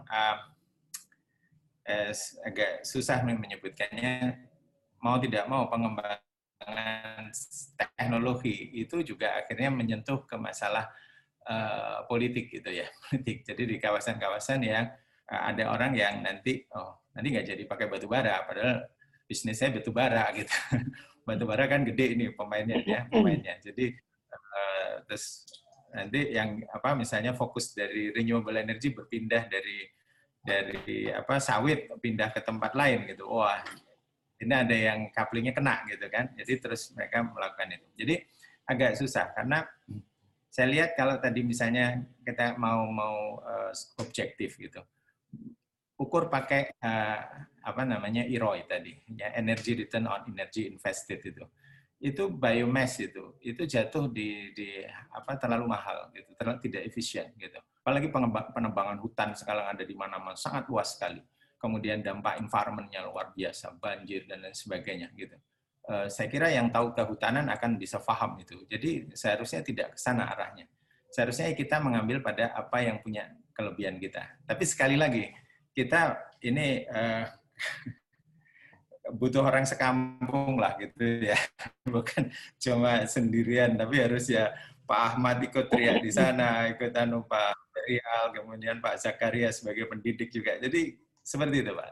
Jadi apa namanya kita sosialiskan sama-sama gitu, dan kita punya keunikan yang saya sendiri kalau melihat bahwa energi krisis itu ada bukan karena barangnya nggak ada, tapi karena apa namanya ya, tata kelolanya lah gitu. Kita tidak mengarah ke sana gitu ya. Seperti dulu apa namanya zaman Orde Baru ya, cerita apa namanya Cengkeh ya, Cengkeh sempat jadi primadona gitu. Kemudian karena tata kelolanya salah gitu, kemudian Cengkeh jatuh habis nggak karuan gitu. Jadi bukan ini apa dari hulu ke hilir itu diperlukan. Jadi bukan hanya ahli apa generator, ahli turbine, ahli apa oceanografi, tapi juga apa harus paham dari sisi politik. Mungkin bukan kita yang main, tetapi mereka perlu tahu. Tadi saya setuju sekali sama Pak Ferial. Mungkin bagaimana supaya akses ke apa namanya PLN gitu ya, atau ke DPR gitu, atau ke mana lah yang bisa jadi apa namanya soft powernya itu jalan gitu ya, soft powernya jalan. Bahwa ini ada risiko dalam melakukan usaha, ya pasti oil and gas risikonya luar biasa. Apalagi kalau kita harus di-push ke deep water mencari gas lagi, wah risikonya banyak gitu kan. Tapi toh juga dilakukan orang, gitu. Dilakukan orang, diberi insentif, diberi apa namanya keringanan pajak, diberi dan lain sebagainya. Jadi bisalah dilakukan begitu. Ketika teknologi bisa, maka yang lain itu bisa disesuaikan. Gitu. Jadi butuh rame-rame Pak ya. Saya kira ini apa Pak Ahmad, Pak Zakaria, Pak Ferial itu juga ikutan. Mungkin yang punya akses ke PLN, ke Pak Zulkifli, atau mungkin Dike sendiri di apa namanya di Petrochem ini bisa apa namanya apa tadi Panji Laporta bisa memulai dari yang aplikasi yang kecil-kecil gitu, yang bukan langsung ke open sea gitu ya, ke laut bebas, tapi yang ke kanal tadi misalnya. Ya, itu, irigasi mungkin ya, irigasi barangkali. Ya.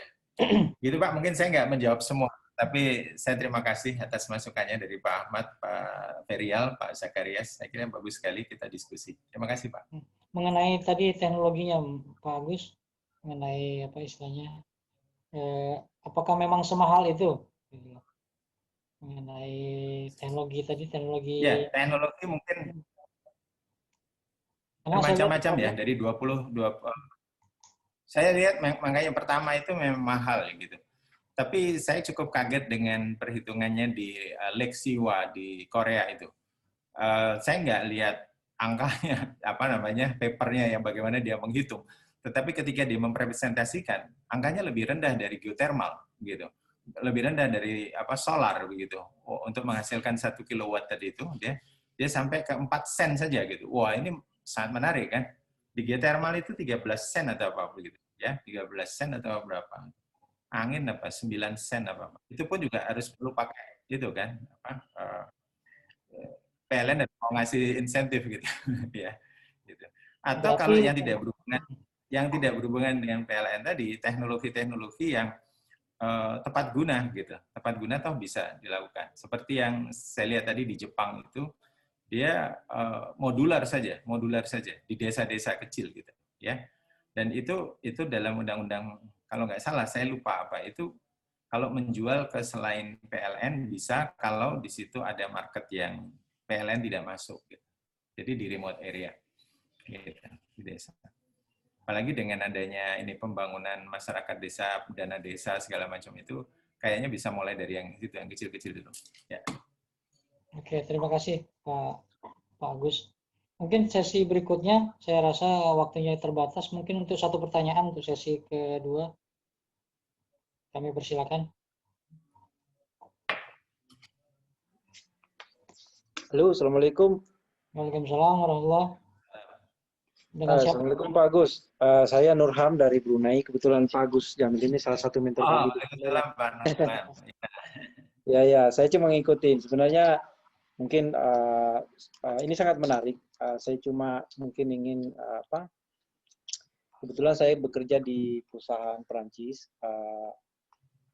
Perusahaan kami itu pada saat ini mengarahkan mengurangi porsi di oil and gas. Jadi apa yang menjadi riset ataupun paparan dari Pak Agus Jamil ini sebenarnya adalah sebuah peluang dan keniscayaan ke depan karena mungkin di Eropa sendiri memang arahnya sudah seperti itu. Oil and gas sendiri itu porsinya diminta kepada kami itu untuk dikurangi sebesar mungkin. Jadi arahnya itu ke renewable energy. Dan 2 hari yang lalu kalau nggak salah saya baca di artikel di newspaper itu Keppel-Fels, di mana dia adalah perusahaan terbesar untuk pembuatan rig, itu sudah melakukan reposisi strategi dan visi misi perusahaan dari pembuat rig untuk jackup semi-submersible untuk oil and gas itu ke yang lebih menguntungkan ke depannya buat mereka. Karena dunia oil and gas saya kira memang sudah akan sangat berkurang porsinya di dunia ini, dan seperti paparan Pak Agus tadi bahwa itu potensi sumber energi di Indonesia cukup besar dan memang sangat berpeluang buat kita. Cuma saya berpikir masyarakat kita kan masyarakat yang bisa dikatakan mungkin terutama di kampung-kampung, di desa-desa, mereka untuk sesuatu hal yang seperti ini, teknologi baru misalnya, apalagi menyangkut masalah listrikan itu kan mungkin bisa dikatakan tidak seperti masyarakat di Eropa yang paham dan aware masalah safety. Nah, menyangkut masalah safety, ini kan listrik ini bukan bisa dikategorikan medium atau high risk dalam masalah safety, tapi peluang itu ada dalam, maksud saya kita harus mengeksplor dan betul-betul bahwa ini adalah peluang dan tantangan kita ke depan. Dan saya berpikir bagaimana apa mungkin bahwa listrik itu bisa diciptakan dari home industry. Maksudnya berharap bahwa PLN itu bukan dikuasai oleh korporasi lagi, karena kalau bisa di create atau bisa diciptakan atau bisa menjadi home industry listrik ini ke depan, saya pikir semua masyarakat di pedesaan bisa mengakses dan bisa menghasilkan listrik, sehingga PLN dengan sendirinya harus mereposisi strategi mereka, terserah mereka mau kemana. Nah, jadi yang jadi tantangannya adalah bagaimana teknologi ini lebih safe dan lebih gampang diolah oleh masyarakat, karena mengingat safety-nya cukup tinggi karena harus menghasilkan listrik.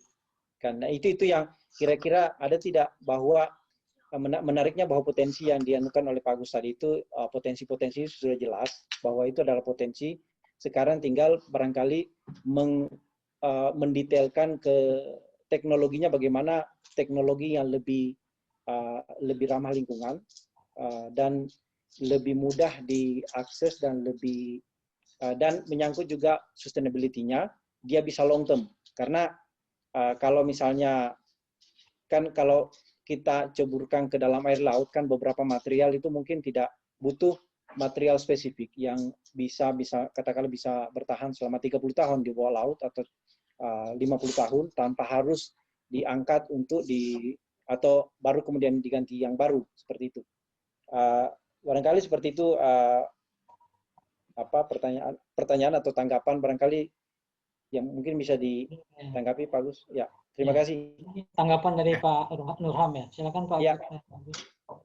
Terima kasih Pak Nurham. Apa kabar nih? Ini teman saya Pak Nurham di Teknip ya Pak ya? Biro Veritas, BVB. Oh, Biro Veritas ya, Biro Veritas dari perusahaan Prancis. Memang untuk menambahkan lagi ada perusahaan Shell sendiri, jadi Shell-nya kontraktornya itu juga sekarang sudah merubah menjadi perusahaan energi kalau nggak salah, atau dia ingin menjadi perusahaan listrik begitu kalau nggak salah. Terus kemudian ada konversi rig di Brazil itu dibeli oleh perusahaan renewable. Jadi kayaknya arahnya ke sana gitu. Karena konversi rig menjadi pemasang turbin bawah air tadi itu akan buat orang oil and gas itu peanut gitu ya. Jadi lebih mudah daripada ngebor untuk stabilizing sampai di yang sekarang ngebor di laut dalam itu. Ini lebih mudah relatif. Nah, saya setuju sekali bahwa ada mungkin perlu dipikirkan untuk di desa itu ada yang sebagai home industry gitu ya, listrik sebagai industri. Ini ada kawan saya, Ibu Tri Mumpuni. Ya, Tri Mumpuni itu dipanggil sebagai wanita listrik Indonesia. Beliau membuat mikrohidro. Orang bekas ada. Ya? Ada. Kurang dengar Pak suaranya Pak. Ya, jadi itu dia membuat yang saya sudah pernah lihat di daerah Subang itu di-run oleh satu koperasi gitu, satu koperasi. Jadi dia bikin pembangkit listrik itu desa situ bisa mendapatkan. Tapi saya melihat kalau lebih kecil lagi barangkali ini skalanya tidak seperti mikrohidro yang agak harus memodifikasi bendungan, semacam small bendungan dan sebagainya untuk mendapatkan head yang bagus. Itu barangnya bisa kecil dan banyak gitu, kecil dan banyak, dan itu mungkin dipikirkan. Saya terpikir begini, tidak menjual listrik, karena apa? Menjual listrik itu ada regulasinya. Tapi sekarang kalau misalnya industri kecil itu langsung memakainya untuk misalnya mesin pemotong atau mesin pengering atau mesin pengambang di desa. Lalu yang dijual adalah barang-barang produk dari desa itu. Nah, itu seperti yang tadi saya bilang di Jepang itu, satu unit kecil itu hanya untuk menyalakan lampu ya situ di lampu situ aja. Ini pakai LED. Kalau misalnya 100 watt saja, LED sekarang 10 watt, dia bisa 10 lampu. Gitu 10 lampu. Dan itu tidak ada transmisi, tidak ada distribusi gitu, lebih sederhana, langsung ketemu langsung 100 watt sambung di situ. Nah, sekarang juga peralatan desa itu peralatan home industry itu lebih murah dan banyak yang dibikin gitu. Misalnya alat perajang ubi, alat penepung segala macam yang sebegitu di attach menjadi satu komponen yang tergabung gitu ya. Jadi tidak sendiri-sendiri jual listrik, tapi listrik itu langsung dipakai untuk itu. Nah, itu unit desa bisa dibikin antara koperasi atau BMT atau masjid atau kelompok masyarakat, komunitas, mungkin begitu. Nah, harus ada perusahaan yang menyediakan teknologinya itu kecil-kecilan. Jadi seperti Bu Tri Mumpuni tadi itu bikin itu ya. Tapi ini unitnya itu tidak jual listrik, tapi jual produk terus gitu. Sehingga bayangan saya ekonomiknya lebih masuk gitu. Ya, ekonomik. Sekarang kan pintu gerbangnya itu PLN karena dia punya transmisi, jaringan transmisi ya. Jadi kalau nggak mau ya harga saya segini itu susah gitu ya. Tapi kalau dibuat kecil-kecil banyak itu mungkin bisa. Itu start dari yang kecil dulu. Kalau tadi saya cerita tentang Arlindo, tentang arus di sini yang luar biasa. Kalau memang belum bisa lihat yang sebegitu, nggak apa-apa. Tapi mulailah yang kecil dulu. Siapa tahu ada arus-arus di sungai-sungai yang begitu banyak itu ya. Karena Bu Puni kan mendapat angin, bagus gitu ya. Ya. Baik. Begitu barangkali Pak Nurham. Ya, terima kasih ya. Terima kasih bagus. Ya. Jadi memang betul arah dari oil and gas sendiri itu sudah mereka merubah menjadi perusahaan energi atau perusahaan listrik, bahkan dari Shell tadi, atau ya saya dengar lagi kemarin Shell ngerilis orang lagi. Banyak ini yang baik. Oke, terima kasih Pak Agus. Terima kasih juga para Bapak-Bapak dan Ibu yang hadir pada webinar PLC yang pertama ini. Semoga bermanfaat buat kita semua dan mungkin ada jalan keluarnya ke depan sehingga era listrik dengan energi renewable makin terbuka sesuai dengan istilahnya peraturan yang Penpres ya kelima tadi ya, tahun 2025 itu bisa lebih banyak lagi kontribusi dari listrik dari renewable energy. Demikian pemaparan dan tanya jawab pada hari ini. Waktu dan tempat saya kembalikan kepada panitia. Pak Sunar, kami persilakan untuk menutup. Assalamualaikum warahmatullahi wabarakatuh. Waalaikumsalam warahmatullahi wabarakatuh. Terima kasih Pak. Terima kasih semuanya hadirin. Terima kasih Pak. Ya, alhamdulillah kita sudah sampai di penghujung acara. Saya selaku panitia webinar kali ini mengucapkan terima kasih yang sebesar-besarnya kepada Pak Agus Jamil sebagai pemateri. Luar biasa, materinya sungguh bermanfaat bagi kita. Semoga apa yang sudah dibahas pada kesempatan kali ini bisa kita implementasikan bersama. Seperti yang Pak Agus bilang tadi, kita harus bersama-sama bahu-membahu untuk mewujudkan apa yang kita cita-citakan ini, gitu. Untuk mewujudkan renewable energy sebagai energi yang akan kita pakai di masa yang ke depan, seperti itu. Terima kasih juga kepada Pak Dika yang sudah memandu acara webinar kali ini. Semoga, dan terima kasih juga kepada seluruh peserta yang sudah meluangkan waktunya hadir pada kesempatan kali ini. Insya Allah pada beberapa waktu yang akan datang, PT Panjel Laboratorium Cimindi juga akan melaksanakan webinar lagi dengan tema-tema yang lainnya. Insya Allah akan disampaikan kepada peserta juga dan seluruh yang tertarik terhadap webinar nantinya untuk informasi berikutnya. Untuk Oke, Pak Sunar, mohon maaf, apakah slide dengan sertifikat bisa di-share? Mungkin izin dengan Pak Agus. Ya, oh ya Pak Agus, untuk presentasi apakah bisa dibagikan kepada peserta?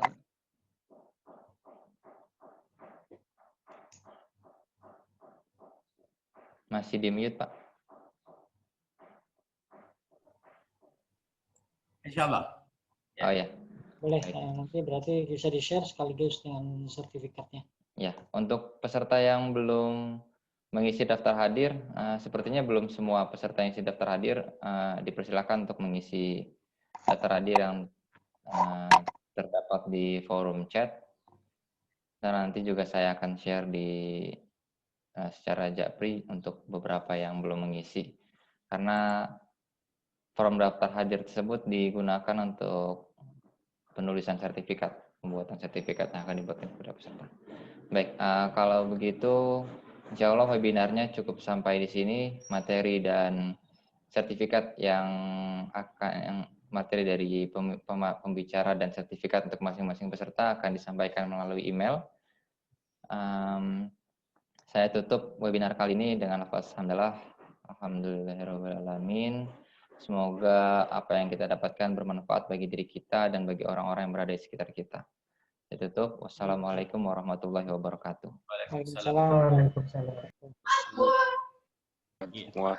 Selamat siang semua. Sampai jumpa kembali. Sampai jumpa ya. Sampai jumpa. Terima kasih. Terima kasih informasinya. Ya, terima kasih Pak. Bu Harti, Pak Fariza, ya terima kasih. Terima kasih Pak Agus. Sama-sama, terima kasih. Ya, oke. Maaf kalau ada salah-salah dan terputus tadi bolak-balik. Ya, nggak apa-apa. Saya izin live ya. Oke, terima kasih Pak Agus, Pak Dika. Baik. Ya. Sama-sama Pak. Terima kasih. Terima kasih.